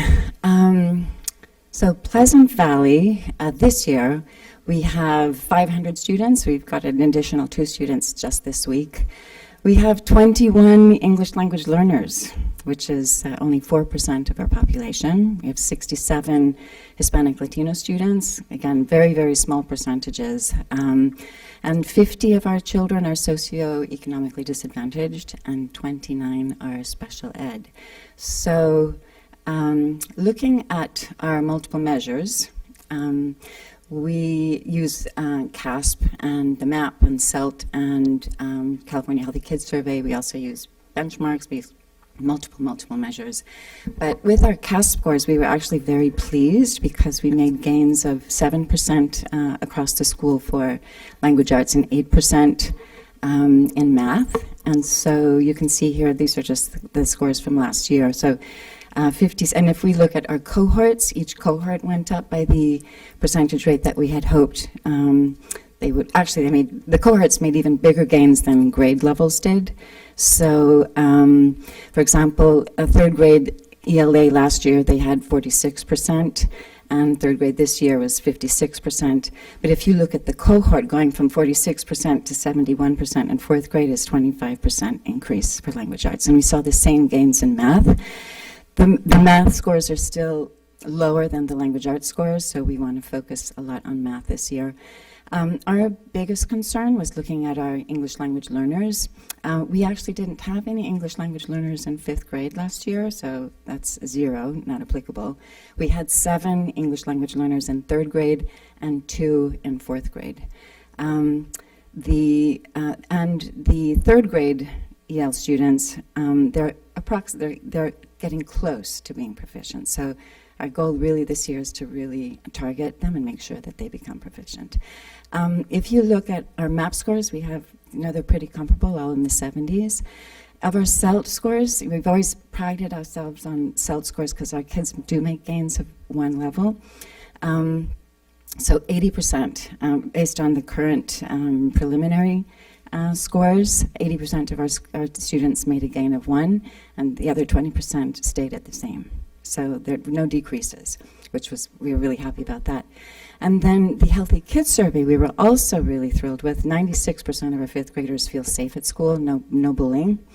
93% of kids feel treated with respect, and we had really high ratings on their school connectiveness, academic motivation, caring adults, high expectations, and meaningful participation. So we're really proud of those. I think the 5th grade teachers are doing a phenomenal job. So we have multiple foci, I guess is the word. Like I said before, language arts, math and PBL and science are big ones, but for the purposes of this slideshow, this is a big one. It was suggested that we don't all cover the same slides, so. But underachieving in EL students is a big target for us. So we have 2 part-time credentialed academic specialists who provide ELD instruction, and also RTI in language arts and math for kids who are underachieving. We have an after-school technology homework club because some of our students, about 60 of our students don't have necessarily access to technology, so we want to give them that ability to use Lexia and Reflex Math. We also are doing ongoing data analysis. That's really a big focus. We've been a little bit lax, so every month we are looking at data and looking at kids and how they're progressing. That's our goal for this year. In the past, I've always offered 5 grade level planning days, but my budget's much smaller this year, so I'm only able to offer 3. But we will be using those for technology and for planning and PBL and stuff like that. Last year was our first year of implementation of the Lucy Calkins writing program, and the teachers were so thrilled with the results of that they asked if they could please take on the Lucy Calkins reading. So my whole school is doing the Lucy Calkins reading, and we have spent quite a bit of money buying the units for all of the teachers and doing the libraries, because the libraries all have to be leveled. We're also devoting a lot of our PD time on Wednesdays to Lucy Calkins reading. The advantage of Lucy Calkins reading, first of all, that it aligns with the writing program so well. Again, it has the mini lessons, and then the children have choice, just like in the writing. They have choice about what they write, what they're writing about in terms of narrative, informative, and opinion, and persuasive. But for the reading program, the kids, we do a running record. We figure out where they are actually reading.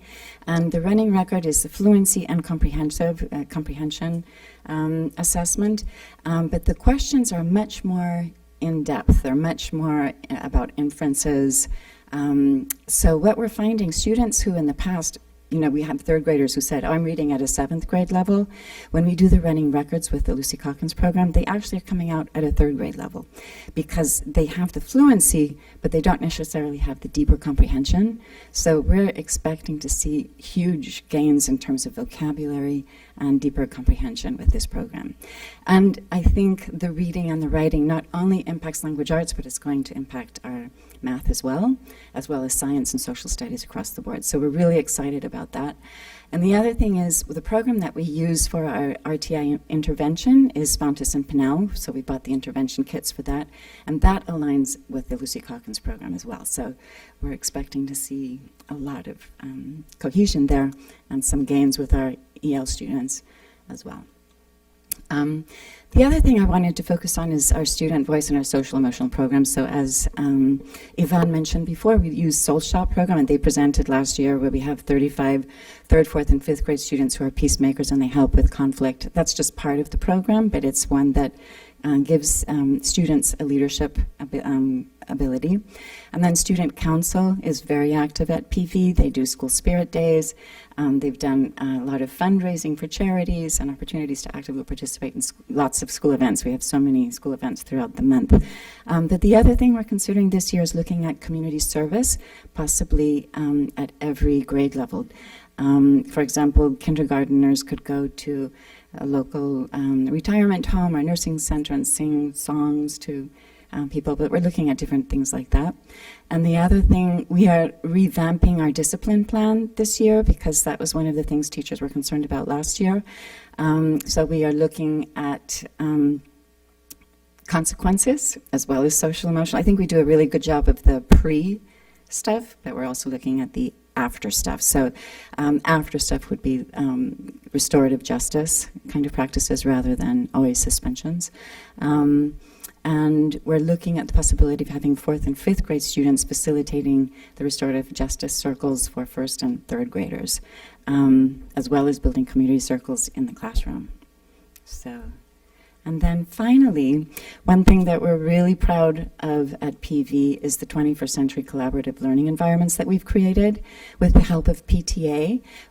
We have managed to buy collaborative desks for every student from 3rd, 4th, and 5th grade up.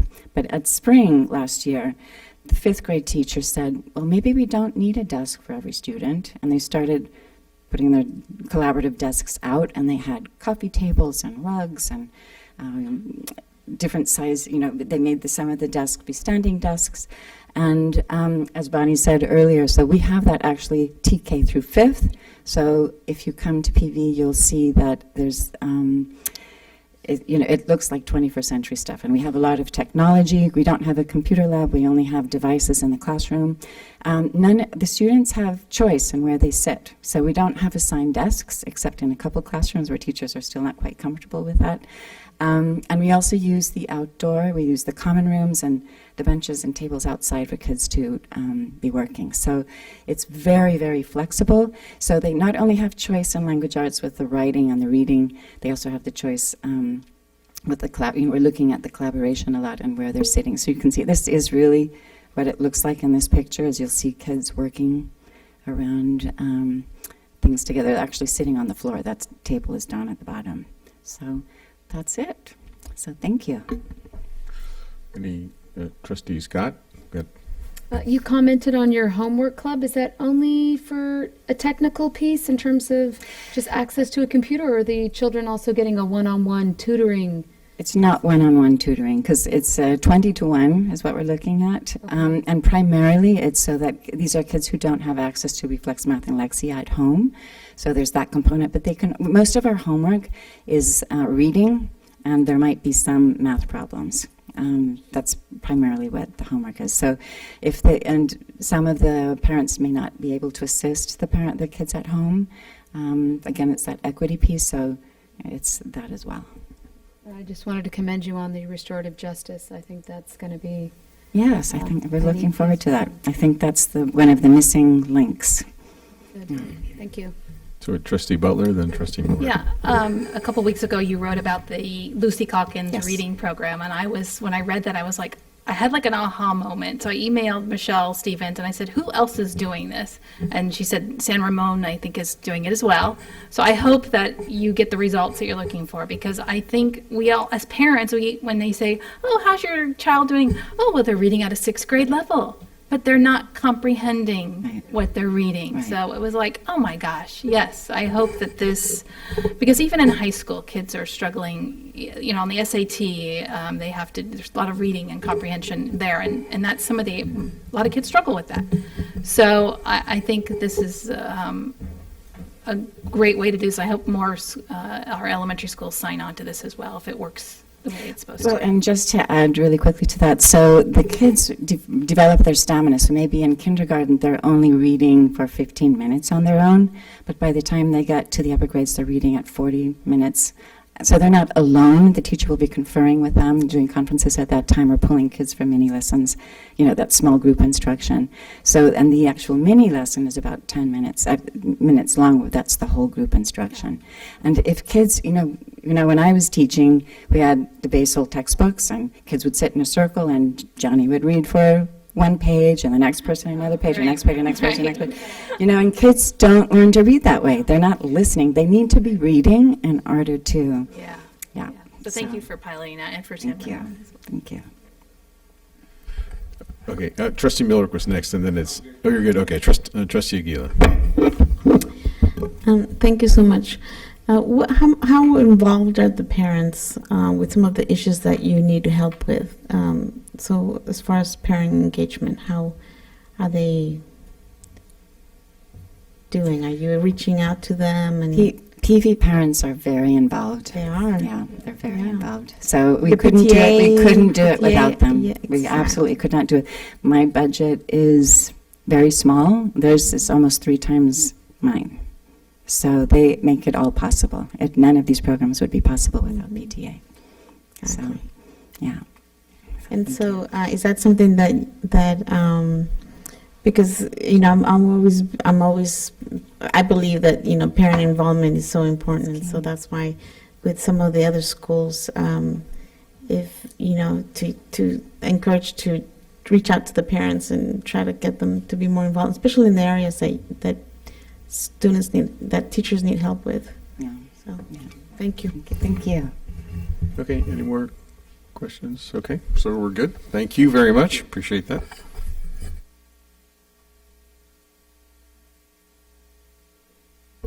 All right, next we have Angela, principal of Rancho Elementary.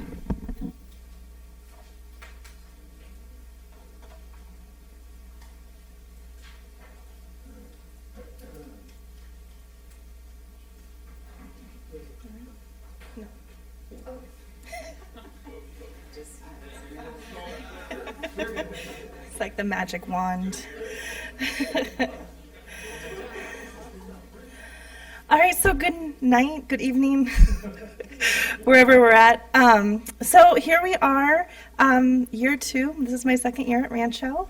So I included some of our demographics from last year so you can see the shifts that are occurring. So last year we had about 10% EL.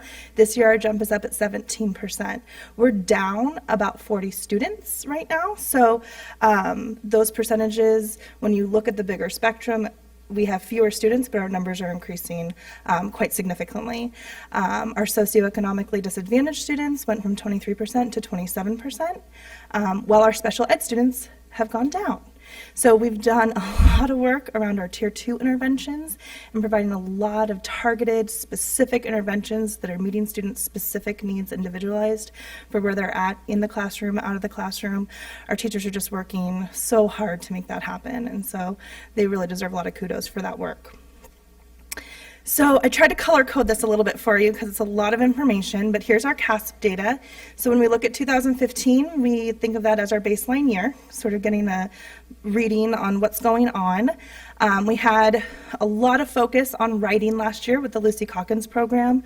We had a professional expert that worked with our grade level teams and individual teachers in their classrooms. And so we saw some increase in writing. Both above, and we saw growth with our students who were below and were not meeting the standards on CASP. We also saw an increase in the research and inquiry thread on the CASP. Our areas for focus moving into this next year are on listening. That's one of the strands on the CASP. So we saw a dip there where our percentage went from 7% to 14%, so it doubled. And then looking at reading, it stayed the same. So that's sort of in yellow because that's an area that we want to look at. How do, we're glad that it didn't drop, but what can we do more to get those numbers to continue to increase? In math, we are looking at concepts and procedures.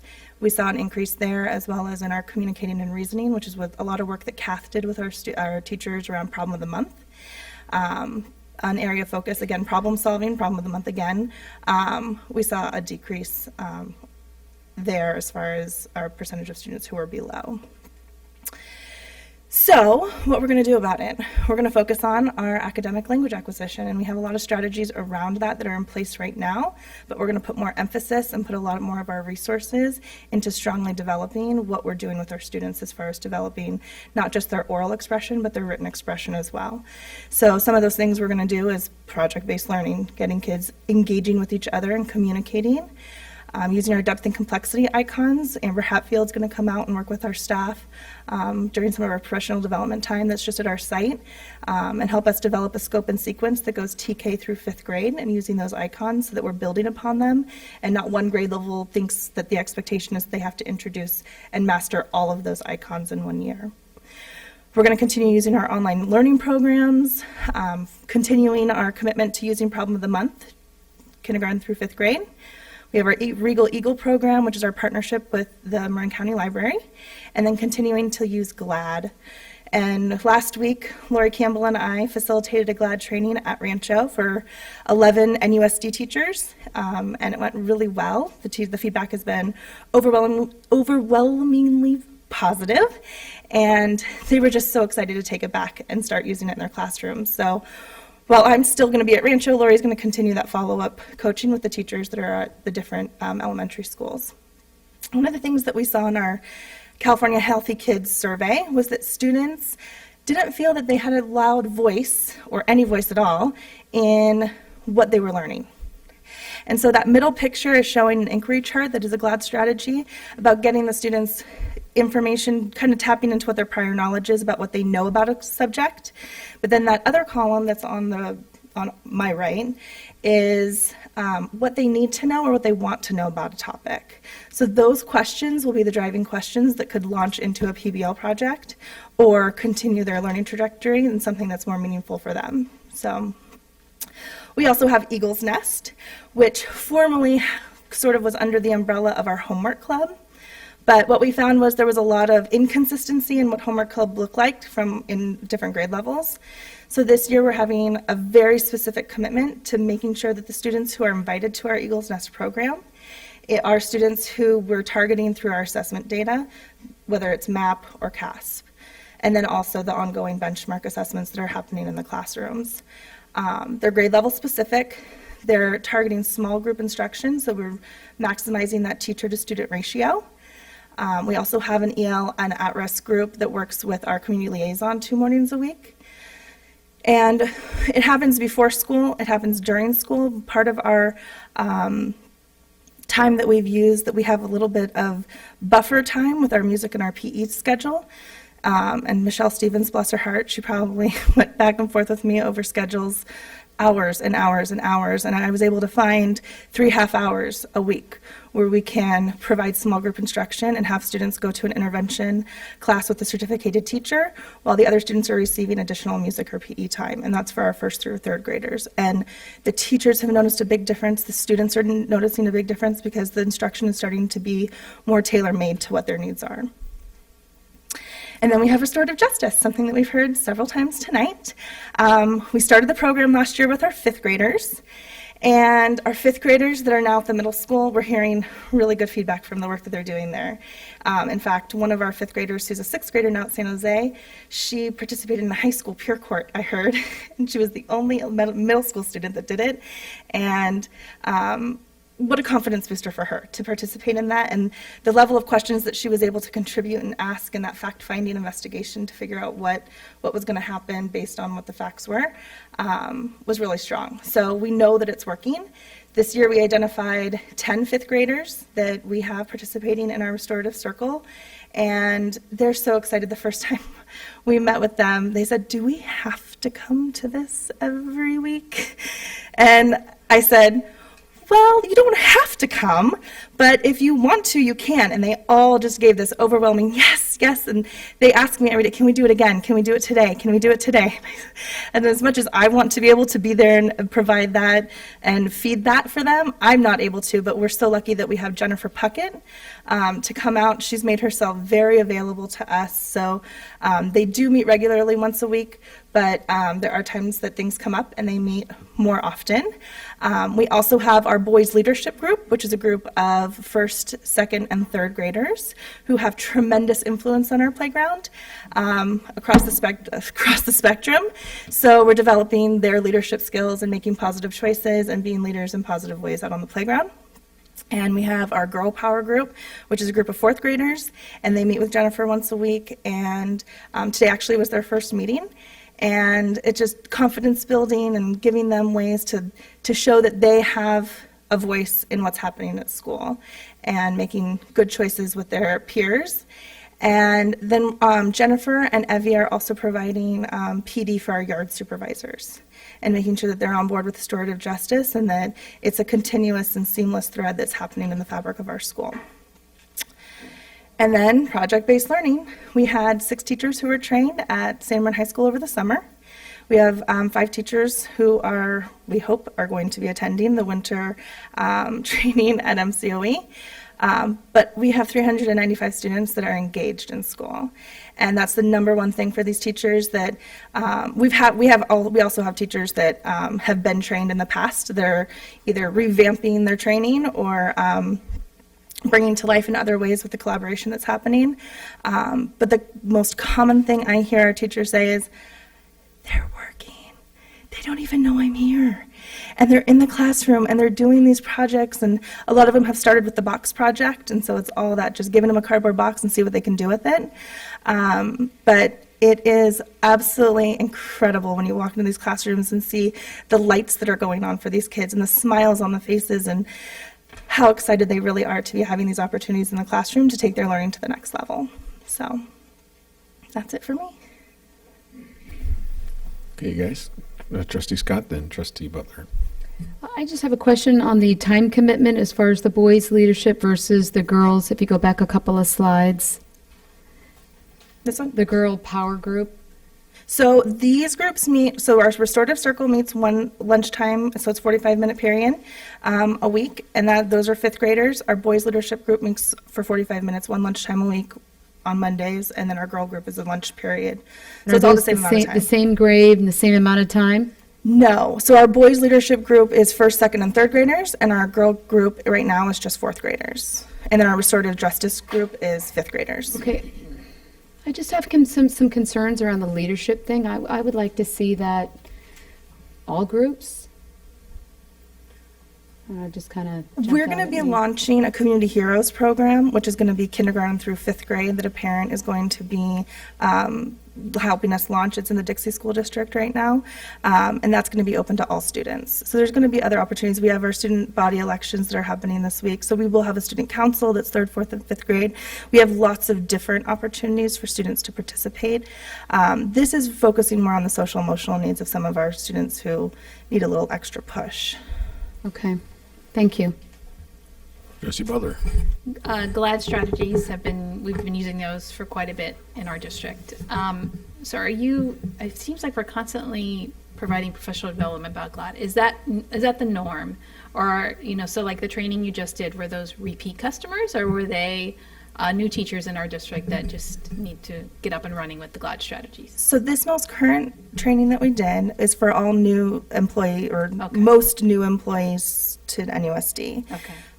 The training model for GLAD is based on the research of Bruce and Joyce Showers, and so it really focuses on that one very intense PD, but then the follow-up coaching. And the follow-up coaching is really where you get the biggest bang for your buck, because the teachers are getting continuous support wherever they're at with implementation. And that we've found has been very important. And because I'm now sort of out of that mix, Lori is a huge, huge resource for our district. The training took us almost 3 or 4 years to complete, just to become certified trainers. Oh, okay.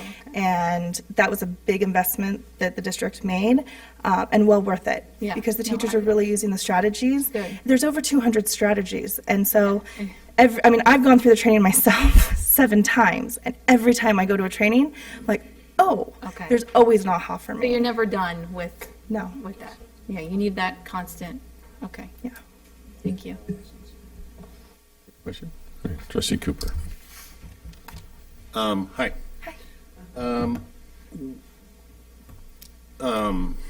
PBL, are you going to, is there any way we can accelerate that so all of your teachers have that training? More money. We need more money. And we need extra days in the year. Like, if we could just extend the entire year, like to 380 days, and we could just like put a pause, then that would work. It's time, and it's really hard because some teachers prefer to be out of the classroom and have that time during the school year. Other teachers want to be out at the beginning of summer. Some want to come back and have it in August. It's really hard to plan PD to try and meet everybody's needs. And so it's time. It really is time. I just hope we're doing whatever we can. I think with the emphasis that we put on it this year, I think there is time built in moving forward, but we just need to make sure that we could keep that time sacred and that we really make that commitment to giving that time to our teachers, because it's the planning. It's not really the implementation in the classroom that takes so much time. It's all that planning that goes into that. It's hours and hours and hours for a 15-minute lesson, and then letting them go and being able to manage all of what's happening in that other time. Well, let's stay focused on it, and I know you are. I think we all need to. I don't know about extending.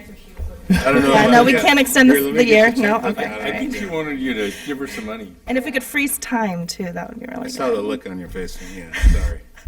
All right, Trustee Milrick, you were next. We've historically tried project-based learning in this district various times. I was thrilled to hear you basically describe the results as kids who are so excited about what you're doing, you can't even interrupt them because they're interested in the lessons and the activities they're doing, and they ignore the instructor and the teacher so they can learn some more. That opportunity is hard to come by, and that project-based learning is able to make that happen in your school. I'd be really interested in everybody in the room, come the end of the year, reflect on this and figure out how we can do better what we did this year, or was it successful, or what the opportunities are, because clearly there's some huge upside, and I'm sure somebody's running into some problems in some classroom with some instructor, with some kids, I know it's going to be a problem, so.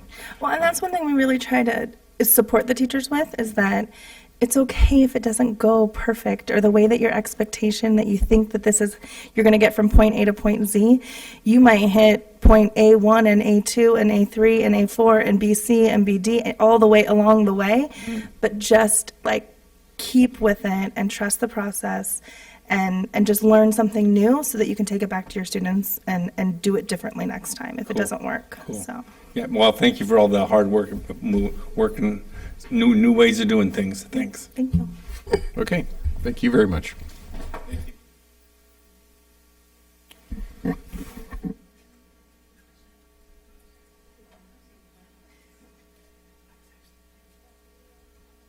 Okay, next we have Amanda, principal of San Ramon Elementary. Thank you. I suggested we went by alphabetical order by first names, but apparently I lost that straw. So I am excited to be starting my second year at San Ramon Elementary School's principal this year, fifth year as administrator here in our school district. I posted the wide range of demographics as far as San Ramon because we do have a lot of needs to meet. We are actually at 495 students as of now.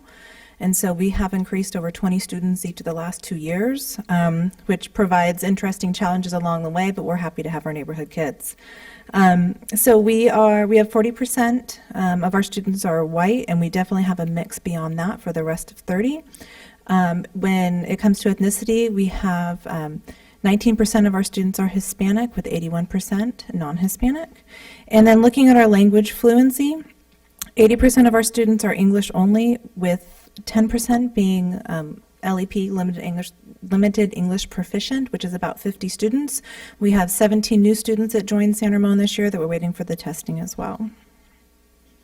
So looking at some of the other data points that we had to drive our instruction, we looked at all, we're just to highlight some of the growth for all of our students. We did find growth in all of our areas from 2015 to 2016. As you can see highlighted in green. One of the important pieces that we looked at in setting our goals for this year was looking at the specific areas for ELA and the areas for math, since we did have growth. And looking at ELA and math compared, if you compare the two subject areas, our scores in ELA as a whole are lower than they are in math. And so that is one of the reasons when we set our focuses for this year, we have a and these are the percentages of students that are above the standard. So when you break down the areas, you have students above, students near, or students below. So we're just sticking with the students above. So this is the percentage of the students that are above the standard.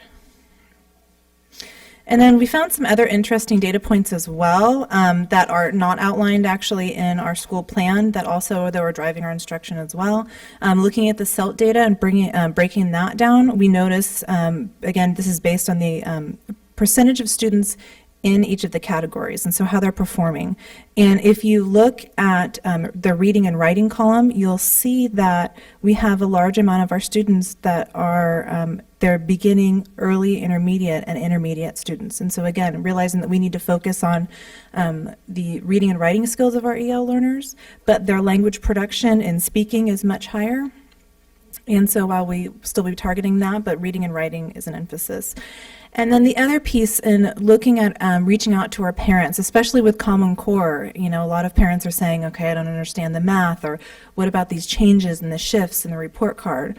And so at San Ramon, 10% of our parent population is a high school graduate or is not even a high school graduate, with a whole other 15% just having some college, which leaves a quarter of our population aren't actually college graduates. And so we're looking at also supporting those families, because you can see from the data here, and so these are the amount of students in the different categories that have met or exceeded, again, the standard met or exceeded proficiency on the CASP. And you can see with the more college that the parents have, the higher performing the students are. And so that's another data point that we're targeting as well. And so as I go through, I'll explain how we're doing some of those pieces.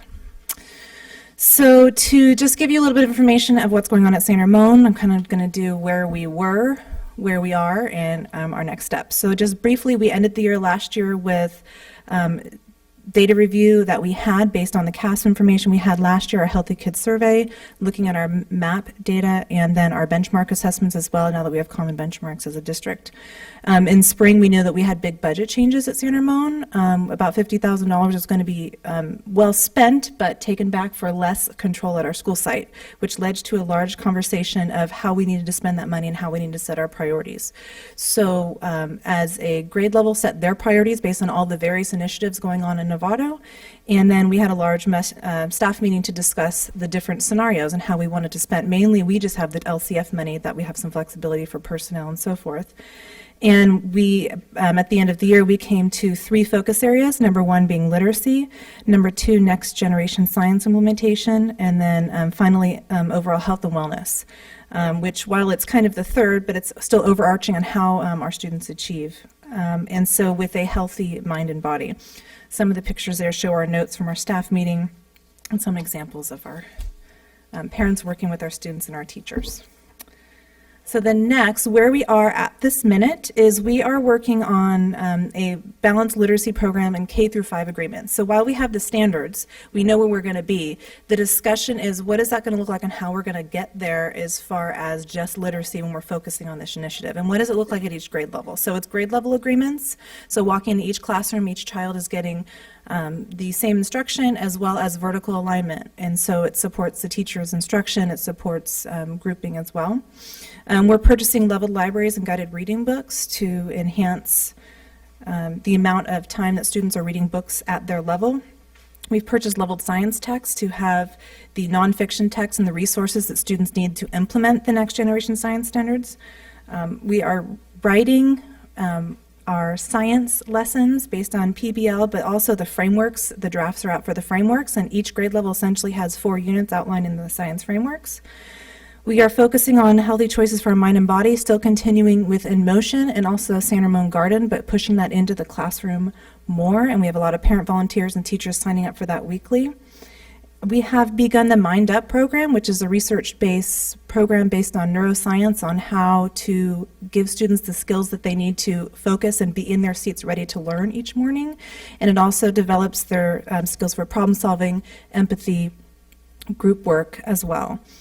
We sent home a parent survey this week to have a baseline measure to determine how effective this program is based on how the parents see that their students are doing with their social emotional wellness and their academic performance at school. And then finally, we did not have a consistent program as far as character expectations school-wide, and so we have decided to break it down based on, we're actually just doing one characteristic each trimester to really focus on the first one being kindness and to really relate it to our literacy program as well and our expectations as a school, with the 3 being safety, respect, and responsibility. So then finally, what are our next steps and where are we going to go this year? So again, as I mentioned, literacy. So we are doing as a staff kind of reflecting on how the amount of time we're teaching literacy in the classroom. And so that looks at increasing, there's 2 pieces that research really supports increases literacy skills. One of them is the amount of time in a day that students read at books at their level. And so teachers telling, reflecting on how much that's happening in their classroom. And then again, just the amount of time that they're being read to. Also, as mentioned before, we are implementing guided reading consistently and Readers Writers Workshop. We don't have every teacher doing Readers Writers Workshop. We have about 50% that are implementing it this year. I don't use the word pilot because the idea of pilot is it may go away, but beginning implementation and then with next year bringing on additional teachers on board. With Writers Workshop, we realized that as teachers live it and they experience, they gain so much knowledge that they're able to share with everybody else. And so the model that we're using, we have at least 1 teacher in each grade level, if not more, that will be implementing Readers Workshop this year and then sharing with the rest of the staff. Again, we are in year 2 of Lucy Calkins' writing strategies as well, and what that's going to look like and further deepen that implementation. We have an intervention teacher for the primary grades and for the upper grades as well.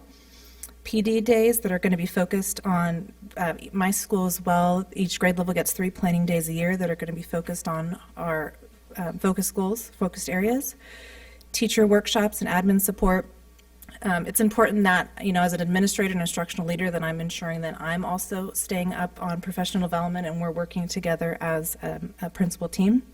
With Next Generation Science, as I mentioned before, the framework is out and essentially each grade level has about 4 units. The way that it's written to help implement it into our classrooms now, it begins with a guided question. We've been doing training on the 5 E's, which is a strategy of how to implement a science lesson.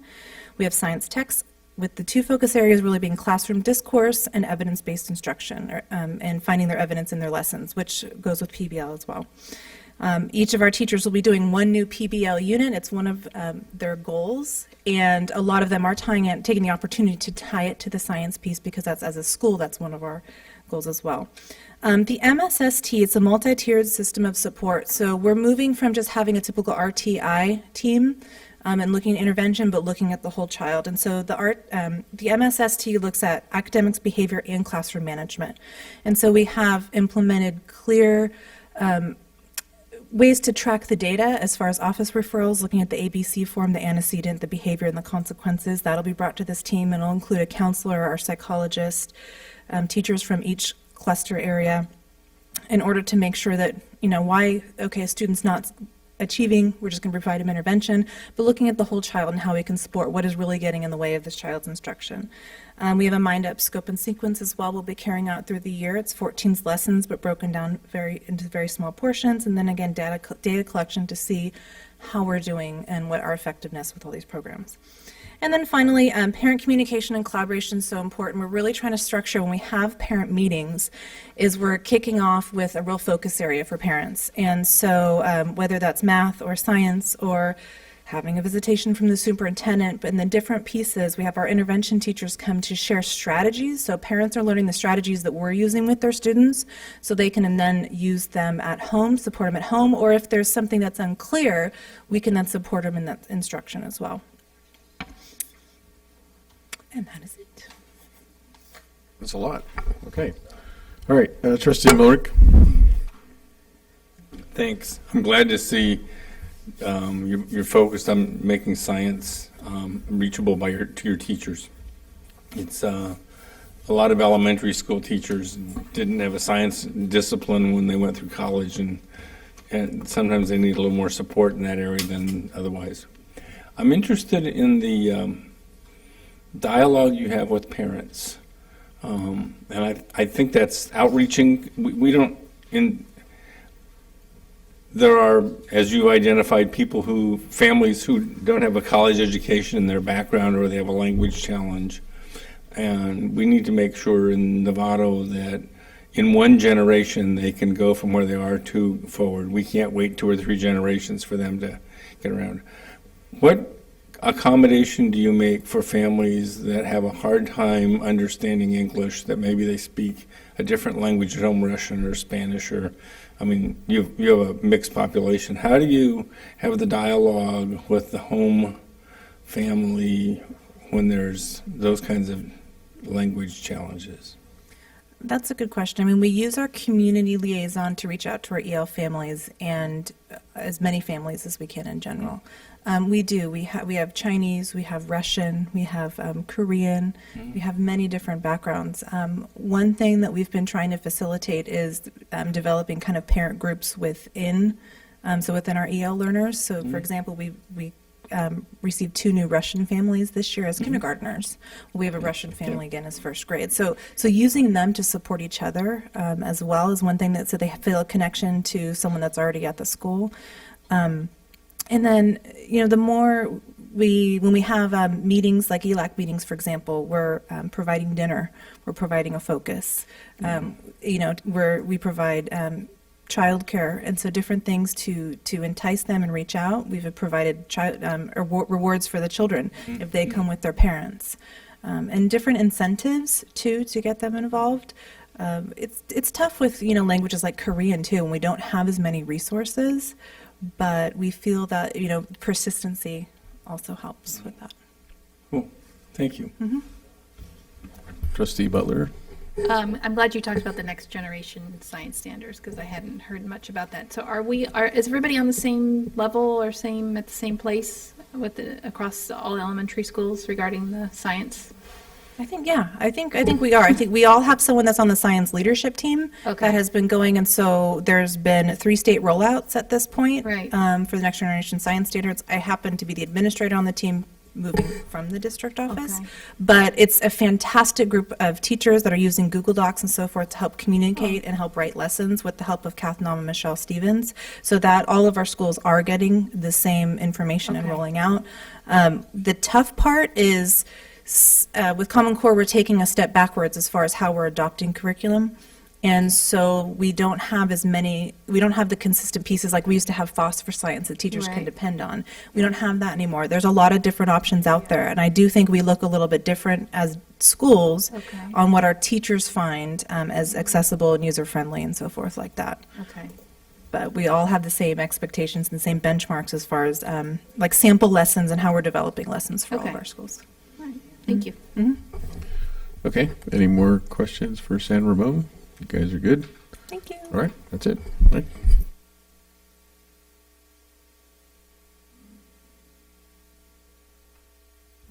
Okay, so this is an action item to approve our elementary schools student plans, site plans for student achievement. So I have a first. So moved. So moved to. And with thank you to the staff for staying late. Okay, so then I'll take a second from Trustee Butler, and now that I have a first and a second, we will, time for comment or question, Ron. Yeah, so saw some things that made me think a little bit about data, as being the data guy that I am. Was thinking that when we do this next year, if we could continue the trend of adding a year, instead of just showing the past year and the current year, let's add that third year so we can kind of see if there's a trend or if there's a bump or whatever. I think it'd be helpful for all of us to see that, and maybe even continue that out to 5 or something, just as kind of a general habit. That'd be great. And thank you, Amanda, for breaking out data by educational level. That's huge. We all kind of take the shortcut of using socioeconomic group to do that, but I think that really gets right down to it. And forgive my ignorance, but is that something that we have, that, you know, all the data broken down by educational level, or is that something that you got through a survey?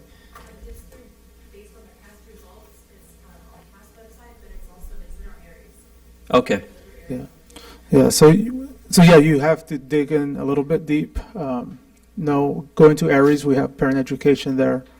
But yeah, that's something that we can maybe have Amanda model and show us how she did it. I totally agree, because I think that's huge for the people who are new to our community, who just look at the aggregate test scores and make judgments right there, out, you know, boom, done. And if we instead have a real clear reporting that shows by educational level, people can see, well, that's me, and that's tends to be where my kid will end up scoring as well. And also, it really points out to what we need to do to help those kids, because we have a specific group. Let's work on it. So.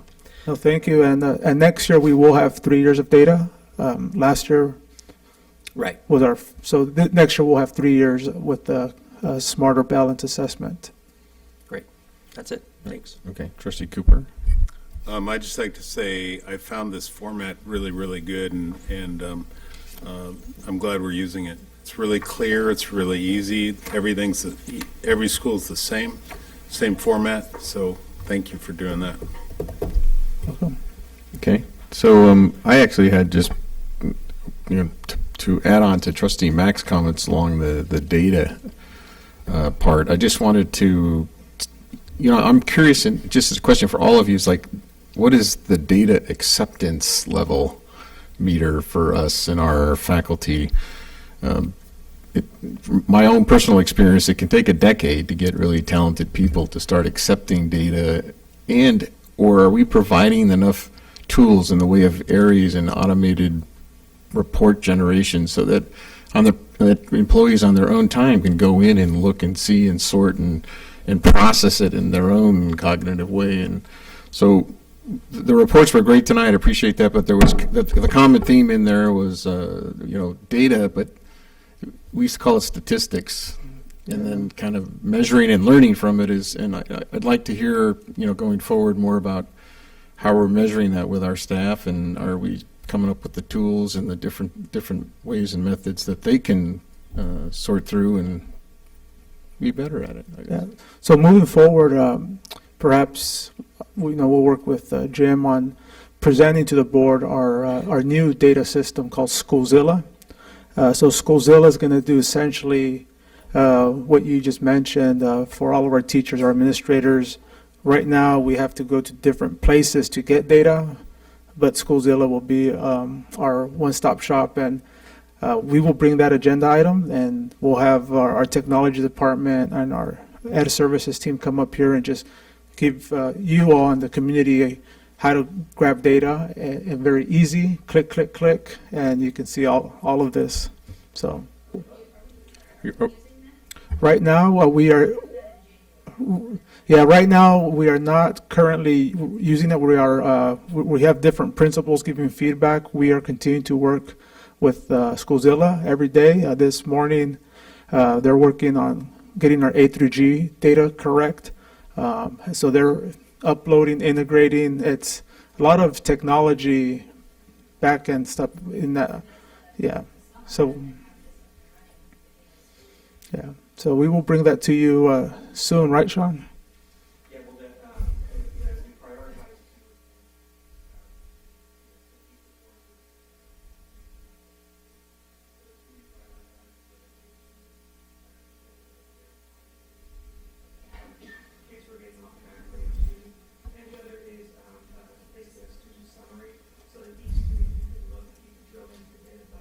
Yeah.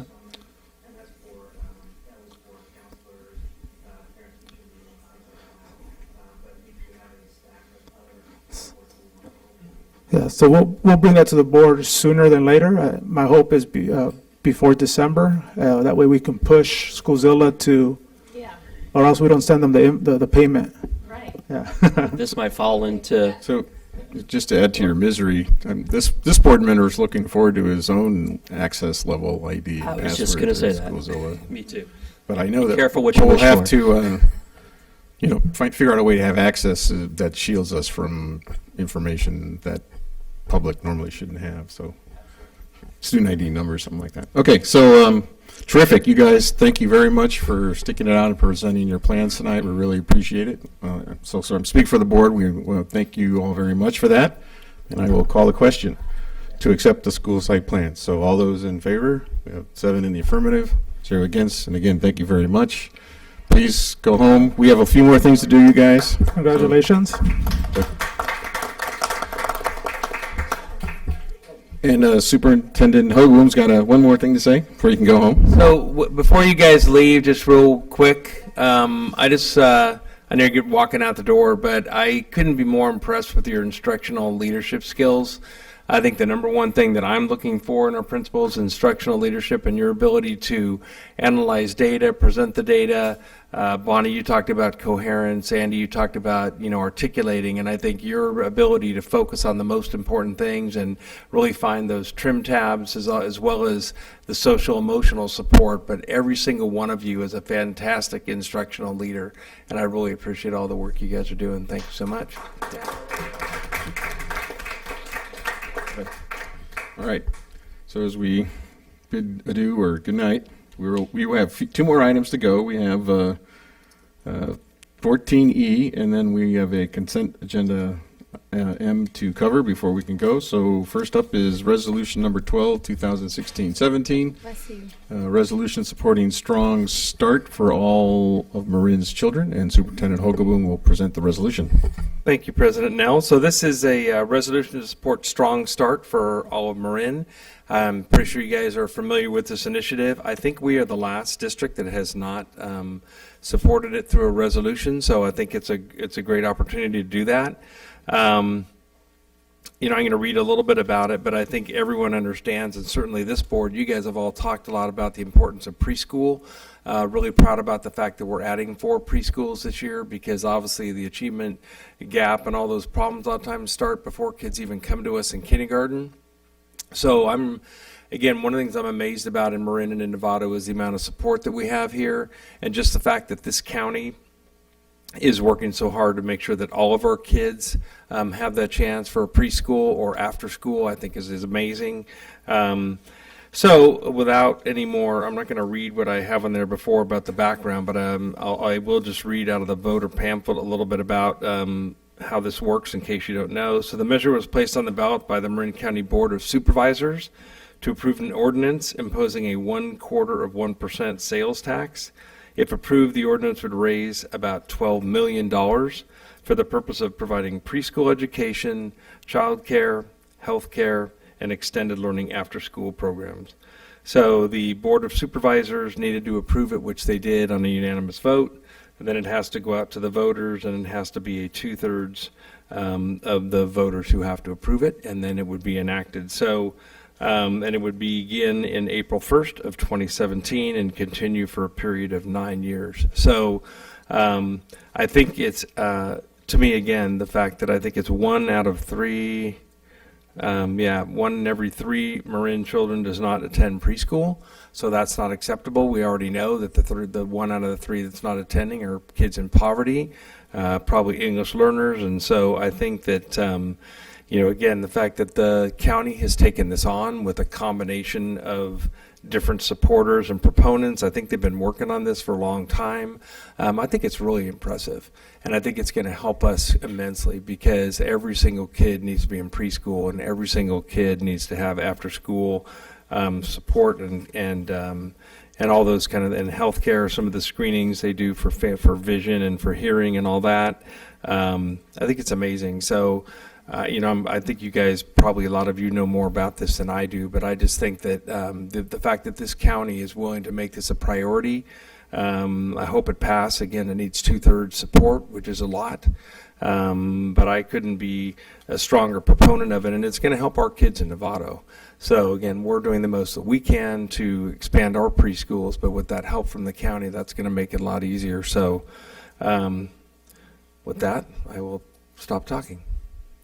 Okay, we have the resolution before us. I'm seeing first from Trustee Scott and seconded by Trustee Mack. Any questions or comments? So I'll call a question then. All those in favor? We have 7 affirmative and 0 opposed. So thank you for that, everybody. Resolution passes. And our last item tonight is from the consent agenda M. It's the warrants, and Trustee Scott had a question or comment. Hi, Yancy. I have several questions. Sorry, I was reading over the warrants list, and a couple of things caught my eye, and I just wanted just some explanation because, as I was reading it, I didn't understand, so I'm just hoping you can help me follow along, just because some of them were some real big ticket items, and I couldn't associate it. So, starting with page 1, the Apex Learning, that 25,000. If you could just educate me on that. I'm not sure if that's a software piece or... Yeah, it's our credit recovery intervention software. Okay, so it is a it's, software paid for from our supplemental dollars in our LCAP. And are we paying that? Is that an annual charge or is that a quarterly charge, monthly? I believe it's an annual charge. Annual? Okay. Thank you. You'll Okay. confirm that for us? Yep. In the weekly report? Okay, thanks. And on page 2, I was curious about the Granite Data Solutions. I was curious, what data was that? Do we own that data, or does someone else? I wasn't sure what that was. That was for 40,807 and some change. Yeah, it was from the CTE, the new CTE grant, and it's actually computers. So that's actual hardware. It's actual hardware. Okay, so that's a been one-time purchased. purchase. It's then. a one-time purchase, Okay, yes. thank you. And again, on page 3, the water district bill, that seems awfully high. Did they raise their rates? They did not. The Southern Marin Water District increased their rates recently, but that is there was no increase in our rates. So we're you do paying have that. That's our usage from a 1-month period of time for all sites. It's usually a 2-month 2-month period, and but it is not all of the sites. it is. Aren't we doing some reclaimed water at some of our sites? So I was just, I don't, the number was rather large, and it just kind of, I was just kind of surprised. So I just wanted to hear some feedback around it. So during the summer months, our bills do increase, and so this is usually, so it's in September payment, so it's likely a July, August billing, when our sprinklers, especially our fields, are at their full, they're going at 100%, whereas during the winter months, we have systems to turn down that water when hopefully, again, like last year, we get a lot of rain, and you will see a much lower bill in the winter time. Okay. And help me with Fiscal Services Division, the 203,000. Got a page number, trustees? I'm sorry, page number. I know what it is. Right, 8. Okay. It's an unfortunate name for paying our PERS contribution for our That's the classified PERS. employees. Okay, I wondered. So, Okay. yeah, it's the, STRS has very clearly that it's to the state retirement, Okay. the state teacher's retirement, but Okay. we try to, throw some tricky ones in there. Okay. And then Irene Hunt School, is that special ed? I was just curious what that was. I need a page, I'm sorry. I'm trustee. sorry, page 11. Thank you. Irene Hunt is a non-public school, special education. It is special ed. Special education. Okay, So I it's just for wanted confirmation on that. A placement. So those are in the a children that non-public are, normally would be in our district that we don't have the, We don't have the program for. Programs They have for their needs. special needs and that have been placed through the IEP in a non-public school. okay. And then on page 13, Rinkin Consultants, Inc., I always try to be, that's the CEQA, okay. That's the CEQA. I always look at how many consultants we do, because I get concerned when I see so many consultants, and it didn't ring in my head when I was reading it and going over all the consultants, like, do I know them and what's that for? And that didn't ring a bell, so thank you. And, you forgot yours on page 7. I have one more, I'm sorry, on page 7, was it 7? Yes.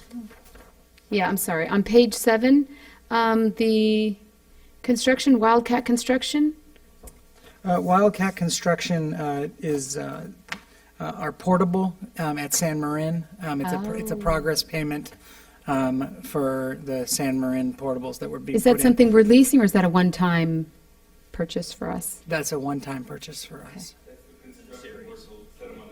Yes. Okay. Okay. So there will be, that's not the only payment. It'll be that will ongoing. made. Okay, so when I see it again, I won't question it. Thank you, I appreciate course. it. And, And I'll- Yancy, I also want to thank you very much for attending the bond workshop that the MCOE put on a couple weeks ago. I appreciate you in attendance. It was very informative. I know you couldn't stay for the entire time, but I just want to say thank you for doing that. No, thank you. It was. It's important. She's a wonderful speaker, so I'm always happy to. Yeah, she to does listen great to Laura. stuff. Yeah. All right. And if I could just, one thing for all the board members, I'm sorry, I probably should have said this when we were giving our reports out. The ROTC, Saturday, October 15th, is having an event, and I know that an email was sent. I'm unable to attend. I'm going to be out of town, but I just want to remind my fellow board members, if any of you are available and could attend, I would certainly like to support the ROTC, so thank you. And I'll move item M. All right, so I need a second. Seconded by trustee Mack. So all those in favor of trustee, of item M on the consent agenda. So we have 7 in favor, 0 against, so that passes, and therefore that adjourns the meeting. And you stick around, I need a signature from every trustee, so come on down before you go.